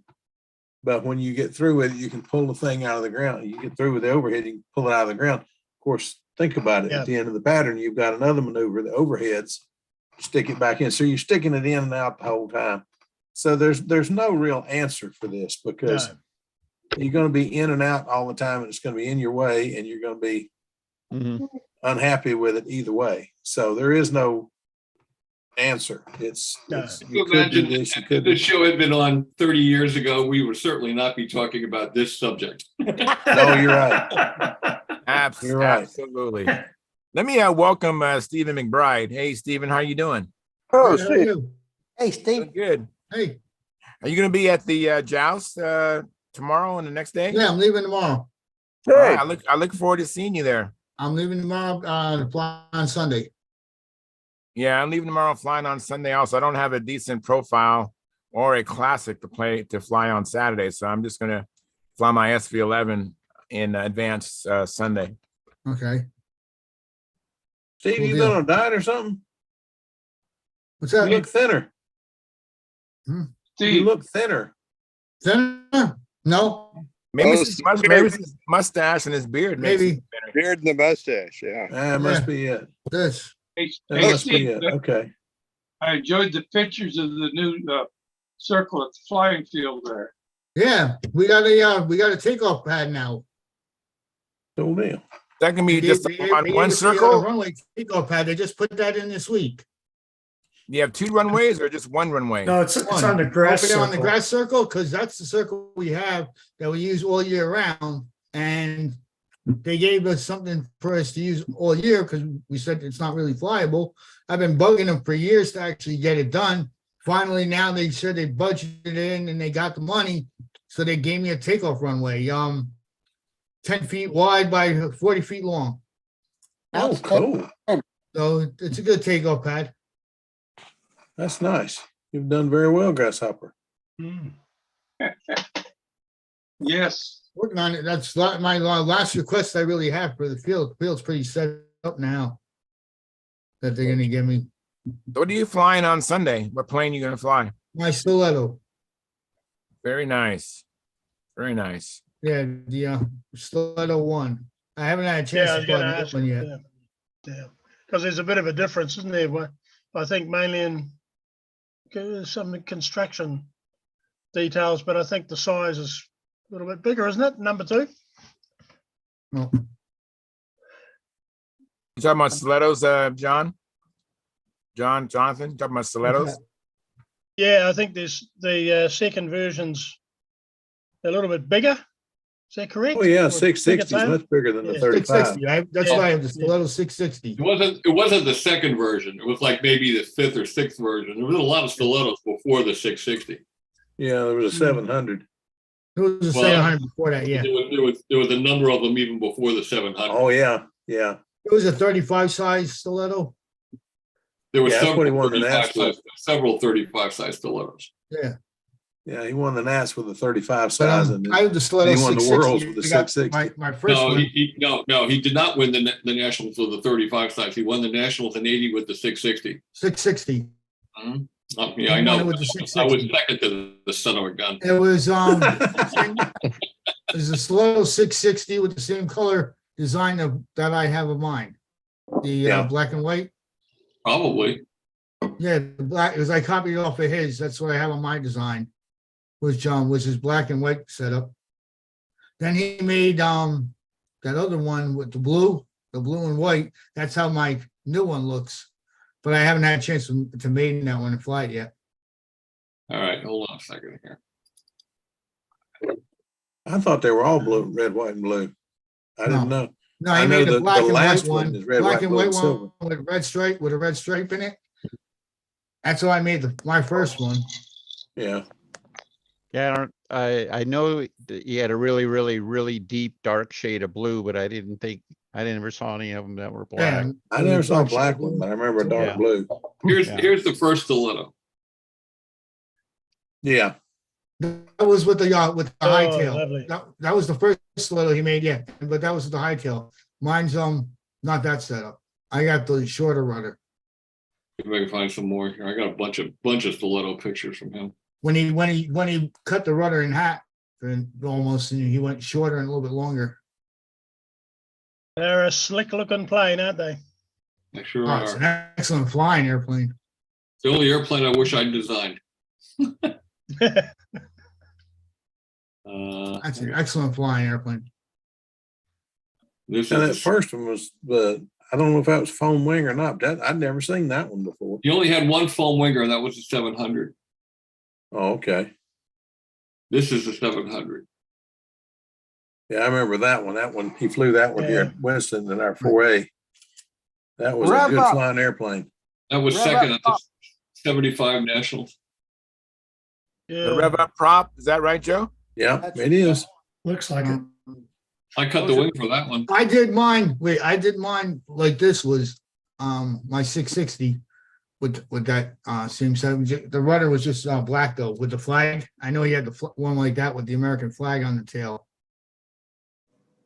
He made a 660, the same paint design. Yeah. With the American flag on the tail. That's Here's what I said something. on mine. Pre-stiletto here. Tipperary, no. Yeah, nice. What is that plane? What is it? I don't know what that one is. I don't know. I remember the Tipperary, but that's not it. Tropic Air, you mean? Yeah, that's it. I got a picture of that too. Second. Yeah, that's it. Oh, that's pretty. Oh, yeah. That's built some pretty stuff now. I like the colors. So had that brown and bronze thing going. I like that. Yeah. You know when the last year that Les came here for our contest, he had a guy with him. I'll think of his name in a minute. He was a roofer, and he did the 660 that was in tan and brown tones. Yeah, that was Vince Schnetzer. Vince Schnetzer. I got a picture of that too. Let's see if I can find that. Give me a minute here. I'll find that too. I think I could find that. I just could not fathom the idea of being a roofer in Miami. My gosh. You must love heat. Well, he's doing that same guy now. I talked to Les yesterday or day before yesterday, and we're talking about Vince, and he's doing Habitats for Humanity now. But he's a professional at it. He's like a teacher or whatever they call him. You know? Yeah. Mm-hmm. Let me see if I can find his. I think That's a fun weekend if you ever have a weekend to do it. It's a lot of fun to go out and work with him. Yeah, I got a picture of his airplane here. Hold on. By the way, Charles, my dad's not making this trip. He's not. Oh man, I'm gonna miss him. Yeah, he's got other things arranged and he's doing and so forth. But That's my it. girlfriend's going out. That's it. Oh, that's pretty. You ought to have seen it in person, man. I like That the thing colors was of that one too. gorgeous. I like the colors of that one too. Yeah, I do That's too. that's the kind of stuff I did my 660. But it was the black and the white. What motor have you got in yours, Stephen? Mine, I have a Roadjet 67 in it. Wow. Comes back to let's put plenty of power on it. Oh, absolutely. That thing's powered. It's got no worries in it. And That's Stan Powell. Flew with him Stan last Powell. Saturday. Roadjet 67 side exhaust. Look at that. Less than Stan Powell. Yeah. 78 Ford truck, maybe? Yeah. Flew with Stan last Saturday. It's the first time he'd flown in 10 years. Good for you. he can still do it. Good man.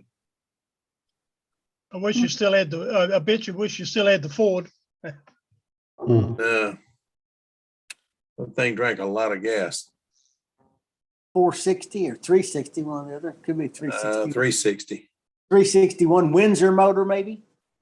I don't know. I remember the Windsor was 351, but that was just in 69. That's right. Well, Here's the that one's one- packing power, but the new one's got even better than that. Oh yeah. Here's stiletto Stiletto. numbers 5 and 6. Oh, yeah. This is how mine is. The picture on the left is how my first one is. The one on the left is wow. the one he flew in 1970. Yeah, the one on the left, that's how mine is. On the tail instead of the stars, I got the American flag on there, but the same exact design, same setup. Yeah, the one on the left is the 74 airplane, had the sway back, and they only flew that at one contest. It didn't look good in the air. If you notice, it didn't have the straight line one on the right has. The sway back look to it, and he didn't like it. It was a good flying airplane. He just didn't like the looks of it. Well, no, I love the way his cowl tapers, spinner it's not tapers swayed at the back like cowl that. opening though. Mine's not swayed back like that. The top block is straight across, like you showed on that orange one or whatever it was. That was on another picture. But I'm using that design. Yeah. The new one I have is that other one he did, which is the blue and white one. And this is a 660 in Poland, 1980. Wow. Yeah. That was the first win. That was the second win with the 660. He also won in Holland on that airplane. That's the first one. That's what? That's how my first one looks, yeah. The Exactly 660. like that. I copied it exactly like that. Yeah, it's a 660. Yeah. 660, I copied it. That's the one And that's at the I like end. this tail section better than the first tail section he made, the rudder with the high rudder. Yeah. I like this cut rudder a lot better. This one is in the museum at Muncie. There's another picture of one of his around that he made. And Well, Bob's got the other picture. He's got a picture. my of the second last one's got a K77 in it.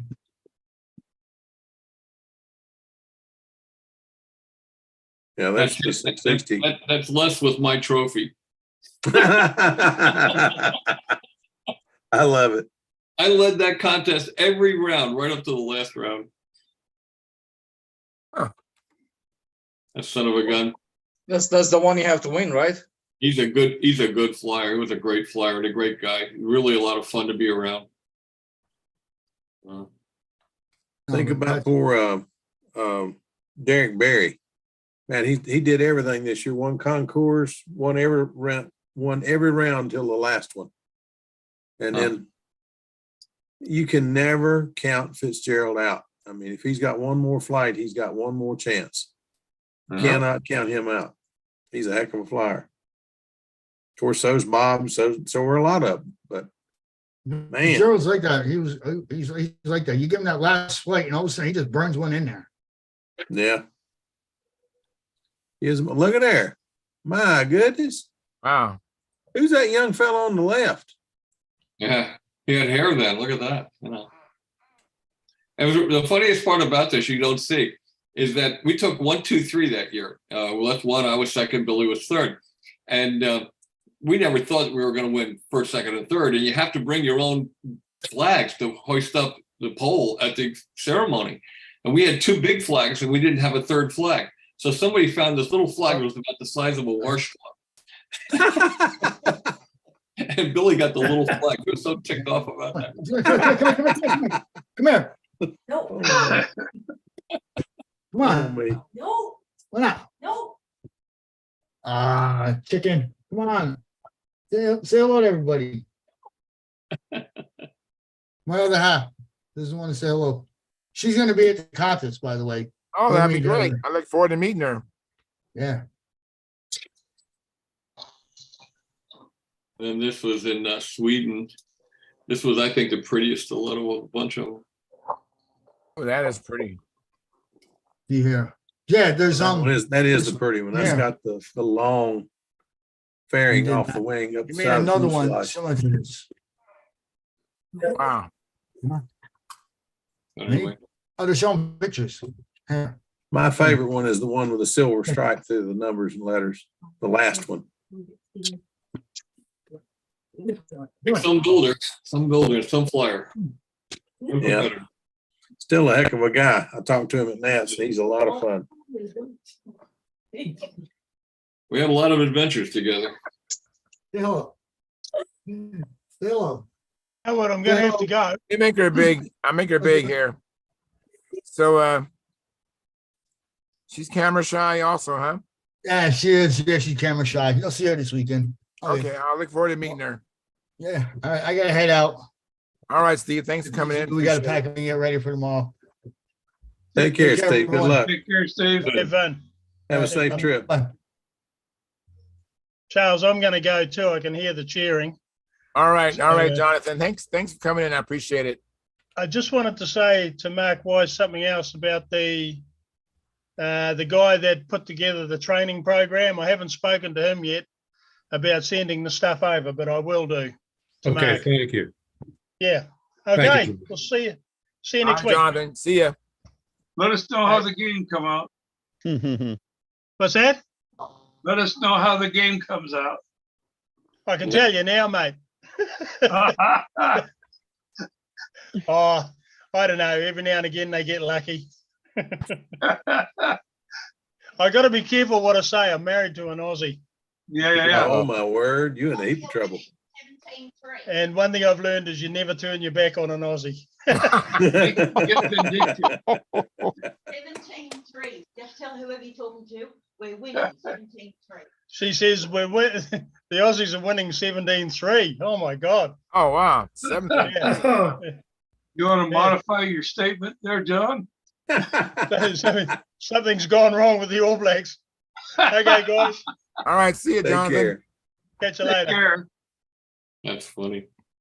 Somebody needs to tell Howard to move the camera to the other side. Yeah. Yeah.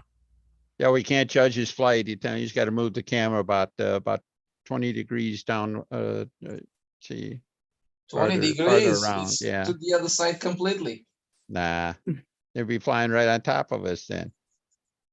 Can't see a thing. So Tryon, what are you doing, Tryon? I've been seeing things in the in your screen there. Let me make you big. What are you doing? Have time to do it when it's a little bit earlier, not a fucking midnight when people want to sleep.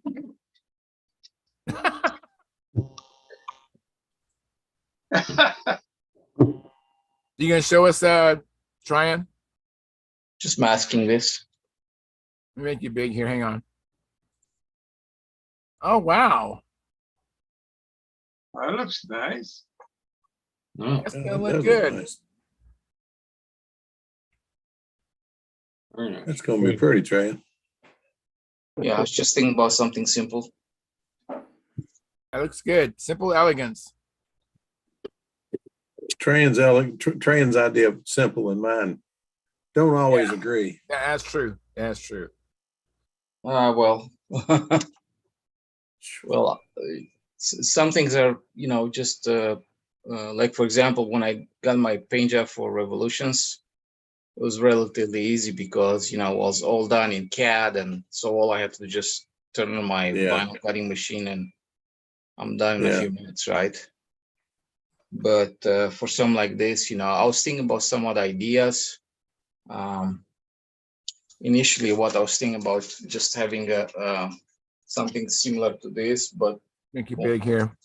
But I was thinking about just make like a arrow on the tail. So so this part would climb up on the leading edge of the tail and have like a fork in here, right? So it's another element over here. Yeah. But then I thought like, I kind of like this idea better, I mean, just everything just flowing like this. and like that. Yeah, the flowing is what makes it look so neat because that airplane is very angular otherwise. Have nice balance because see the bottom climbs up, the top comes down. Three. So it's kind of balanced. It's gonna be pretty.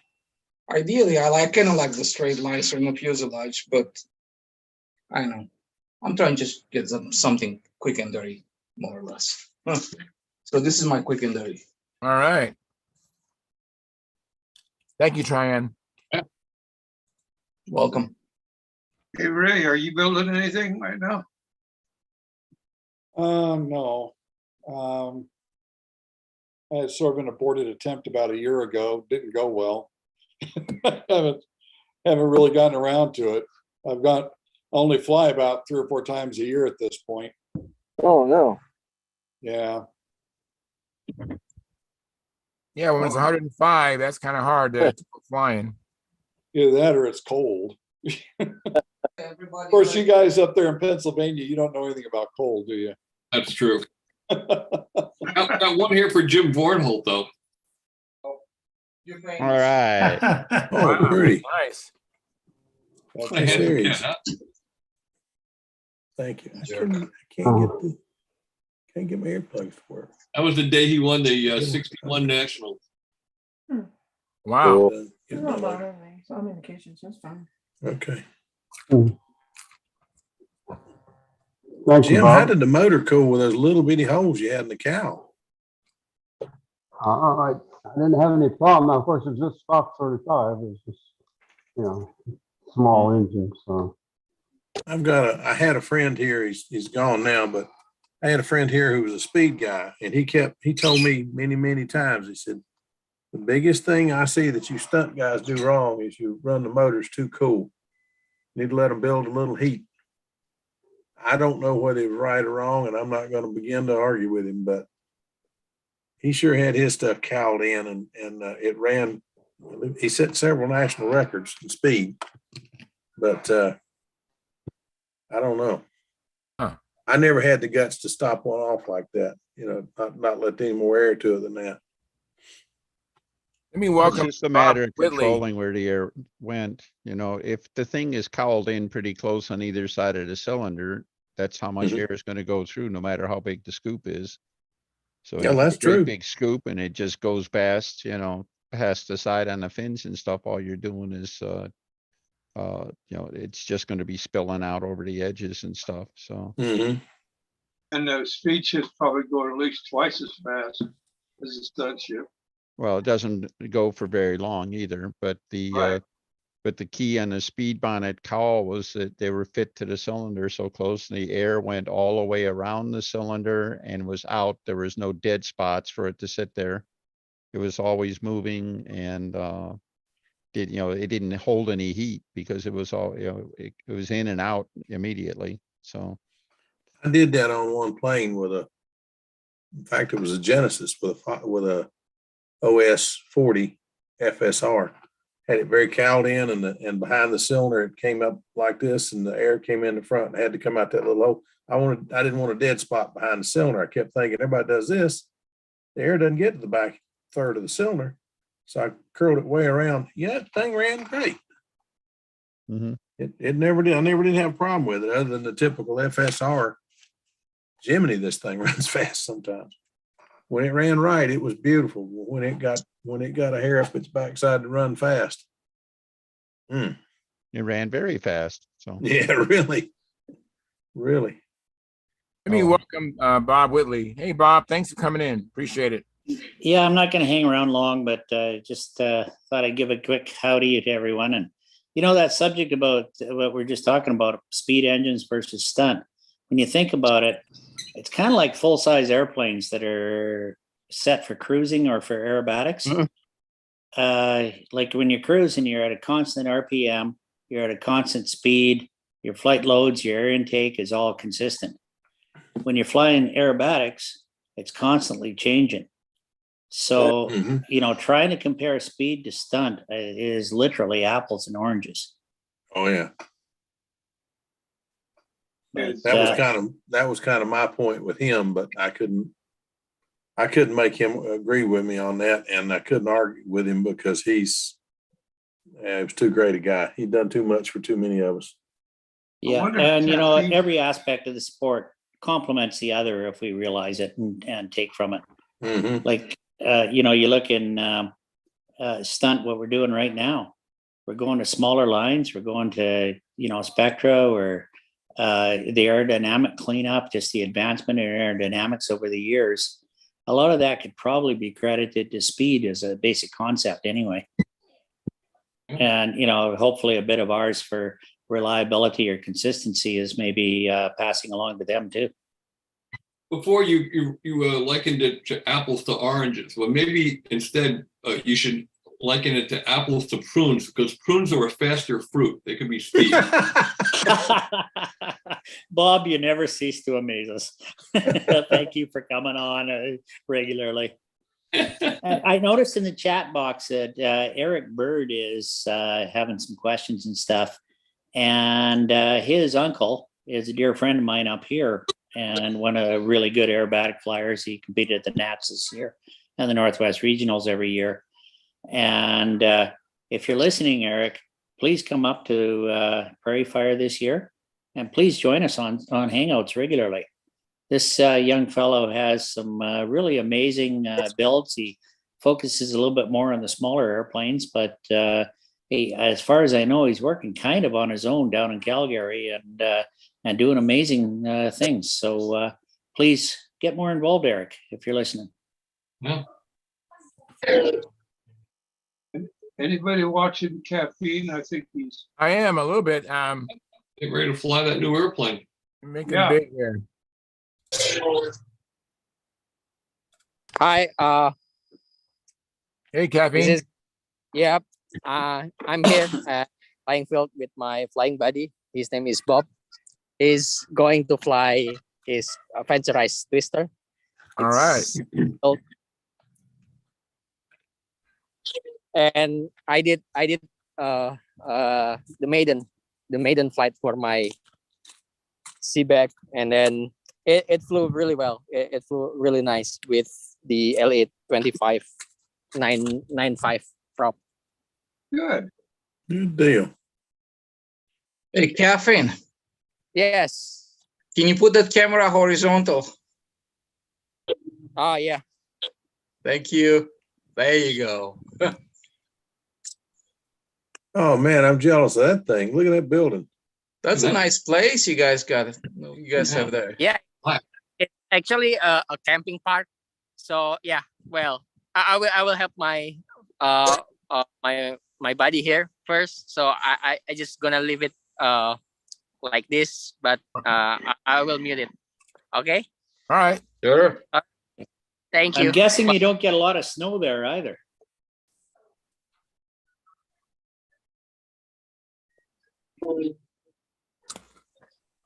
Well, that's a quiet engine. Yes. Yeah, I know Howard's making more noise than that. Even when he's not flying. It's those special mufflers, Bob. Yeah. It's stealth mufflers. Yeah. Noise They use canceling. they use special electrons in it. Hmm. Mm.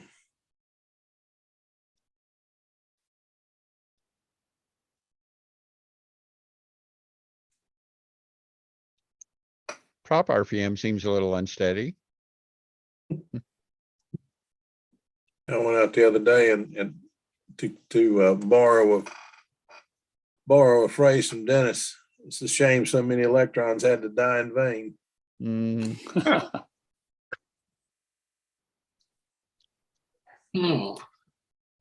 Well, we're waiting for him to take off. Just let you know that smoothie that suffered its demise that I showed you on Monday, I laid it out on the bench and fitted some pieces together. I think we'll get that thing flying again in a day. So I think I'll not throw it out and redo it. Good. I can't believe you can get that thing back together. It looked like a complete basket case. But The pieces good. fit just nice. All I really Wow. got to build is a center section for the wing. Okay. Good gracious. Y'all never heard of a smoother? Yeah. Yeah, Tom Dixon. I have a set of plans that I picked up at the Nats. I didn't know who built it, who designed it, but it looks a little smaller actually, but I happen to have a Tom couple Dixon Fox built that? 35s that I don't have anything to do with. I've got some wood that I won't use in a really contest model. That just might be a good model to build for one of the good local guys that needs a little better model than what he's got, and he's just not a builder. We're getting ready.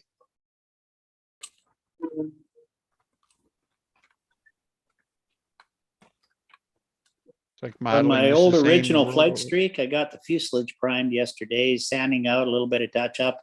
I'll be ready for some paint. Maybe I'll have that thing flying in a week too. Good deal.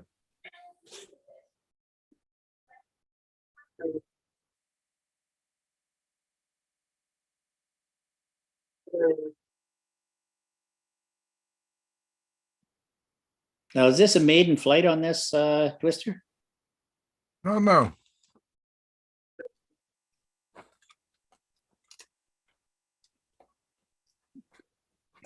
Well, we froze, I Yeah. think. Well, there There you he go. goes. Okay. Yeah, froze. Yeah, it might have been a maiden because it took a long time to adjust the needle. So maybe it is one of the early flights. Yeah. Or maybe you just had bad fuel like I had last Saturday. Hmm. I have a whole What bunch was of that? bad fuel, but That thing is slow. got a whole bunch of weeds in there. Must be electric. Huh. Well, that's some serious low lap times. It's funny. Well, you can keep up with it then. Yeah. Mm. Hey, Jim. Well- All right. What do you got going on? Oh, I hit the wrong thing here. Oh, I'll be back. Well, wait a minute. Don't have to get out, I guess. I was trying to get back to where I was.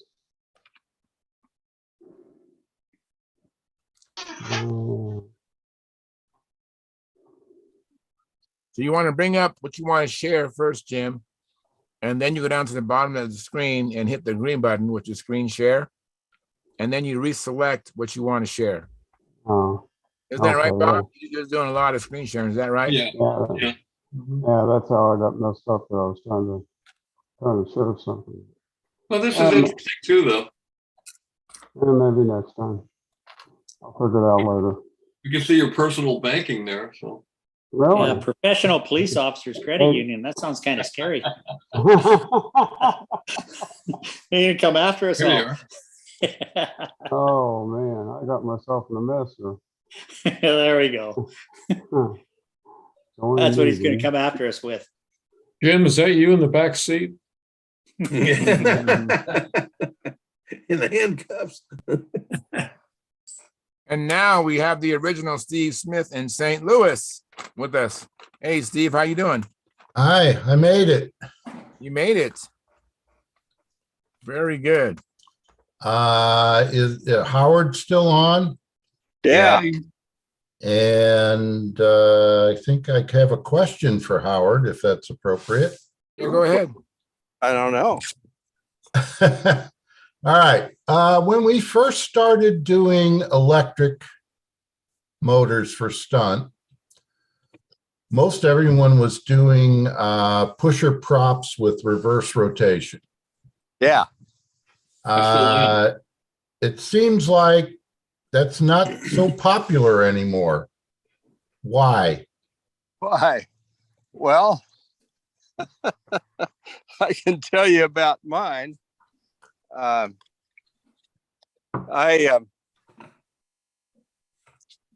put, let's see, this is the airplane here. I'll go like, yeah, the front lead out is up.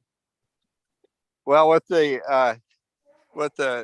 backwards prop, the front lead out, I figured should be down. And Yeah. I made this airplane like that. This is my second electric stunt plane. Made this airplane like that, but I didn't notice that the Igor flap system reversed the sign. So that made the the lead out in front up and the one in back down. And I tried using that with a backwards prop, and it did this Lomchevak at the top of the hourglass. Oh my God. And just switching to a regular prop fixed that. And yeah, but I think the reason I do it now is because Igor makes props only in one direction. And I think he said that we've kind of figured out how to make stunt planes that work with props going that standard direction, and why change? Yeah, the whole trim, what you expect to see, it's just changing completely. Although people now are using inline airplanes, so. But yeah, most people I know out here anyhow use props go in the regular direction. Mm. And it's speaking of direction, Howard, you got a chance to make it up here in a couple of weeks? Nice segue. I don't think so. We're going on this expedition, and I'm behind in getting prepared for it. 4 contests. Okay. she who must be obeyed. He's not saying anything. I'm sorry, what was your question? She who must be obeyed.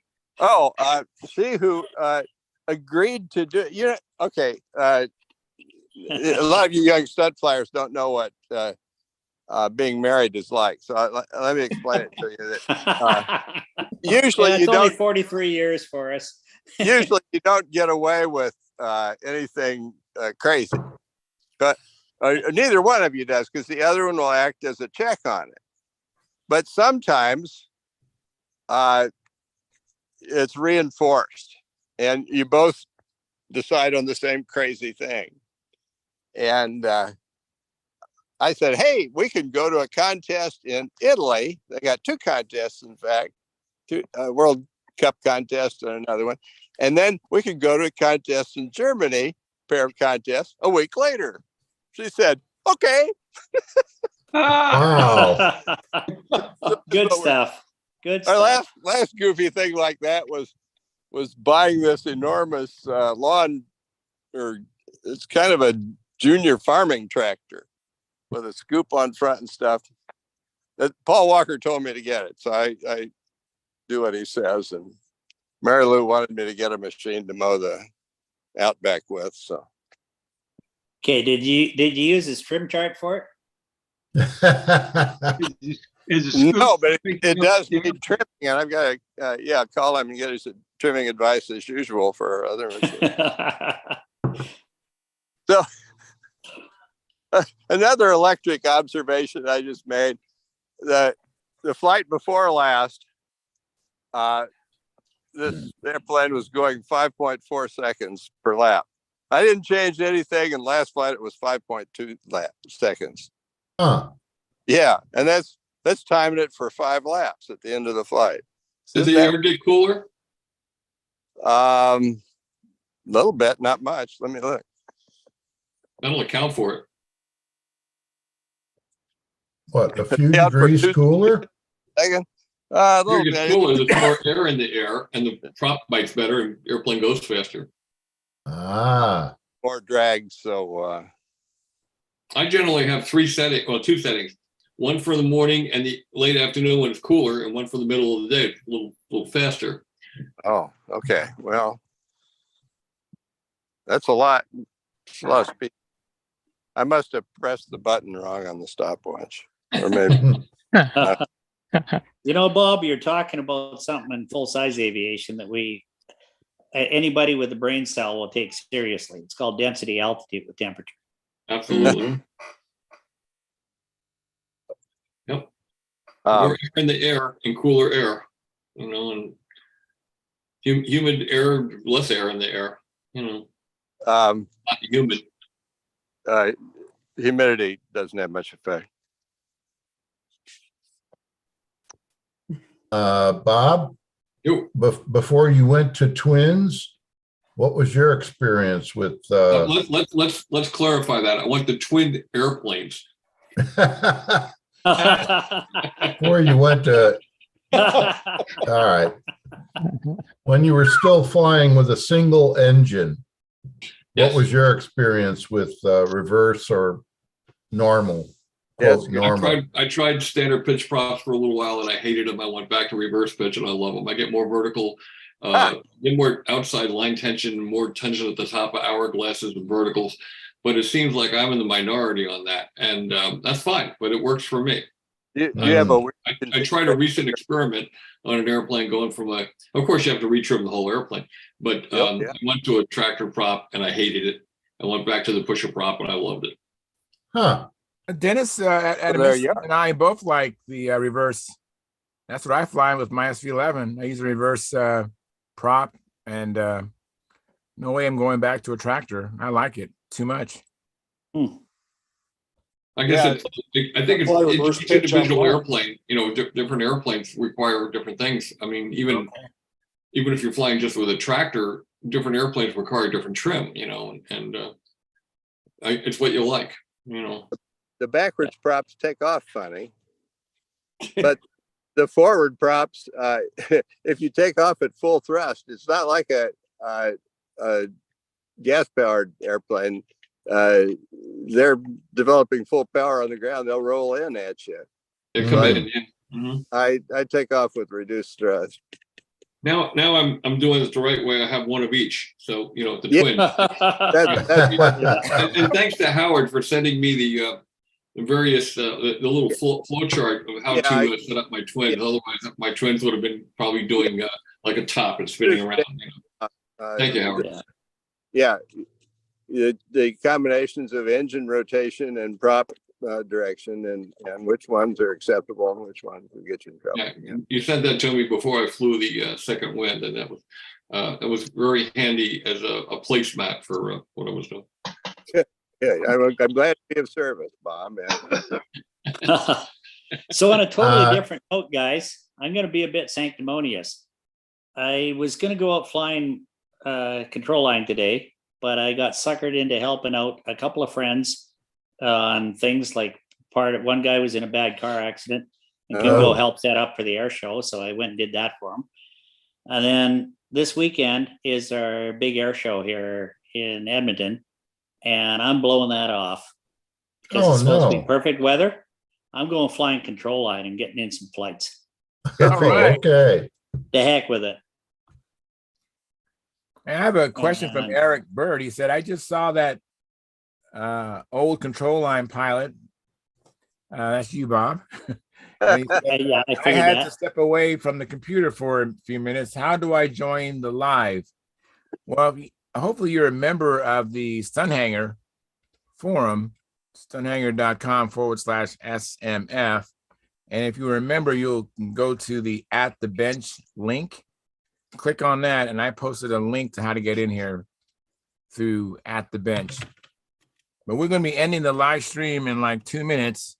But there are some people who would still like to continue to talk about model airplanes, and we have what's called the after party. So come on in, and then there'll be some of us that will still be out here, and some of us will be awake too. Unlike Len. I got to sign off anyway. I want to get up early tomorrow, and I still got to go down to the shop and do some building tonight. So anyway, you guys have a great weekend. Well, hang on I probably won't catch you on Monday, except maybe late because I got another Zoom meeting to do. But anyway, you guys have a great weekend. It's a long weekend up here too. So hang on a second, Bob. Dennis has something to say to you. I was just going to say, it looks like Eric Bird is coming in. Wow. Oh, good. Well, hang on for a bit then. Yeah, hang on. If you can hang on for a minute or two there. All right, cool. Well, that's great. So anyhow. So he made it in. So he's a member of the. That's great. He's a member of the Stunthangar Forum. That's great. Excellent. We're waiting. The drum roll begins. Is he in relation to Ken Bird? Yes, he's his nephew. Oh, okay. I think so, anyway. We'll find out. Well, first Northwest Regions I went to, Ken and I tied for second place in advance.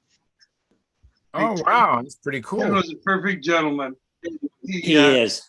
he says, you can have the trophy because there was some reason score on one flight or something like that. Yeah. Anyway, Ken's the guy that agreed to pick up my Win Paul books for me. I first knew him back in the 1970s when I was with Birds of a Feather, and then when I went back 40 years later, he recognized me right off the bat. Really? It was nice. Yeah, nice guy. Hey, Ray, I am so impressed that you're hanging out the whole time. I appreciate it. Thank you so much. That's pretty cool. And for those who don't know, it's not just models, but Ken is also building a full-size amateur built airplane, the Falco. If you look that up, it's a pretty sophisticated wooden aircraft. It's a very sophisticated airplane. Yep. That's beautiful. He's done beautiful work on it. So he's probably in touch with Craig Gunder quite a bit. Likely, yeah. He also has a really nice flatbed CNC in his overhead rudder in his shop too. Oh, gee. I'm jealous. You guys, I'm going to end the live stream. I have still packing to do to leave for this contest tomorrow morning, and I'm not ready to go yet. And so I'm going to end the live stream, but I want to thank everybody for coming in. Had a great time. Please come back again, Ray and others. So hopefully this weekend you have a chance to go do some flying or building your shop and come back and tell us all about it Monday. So until then, thanks, Charles. You're welcome, guys. Until then, Thanks, Charles. Yeah, I'm gonna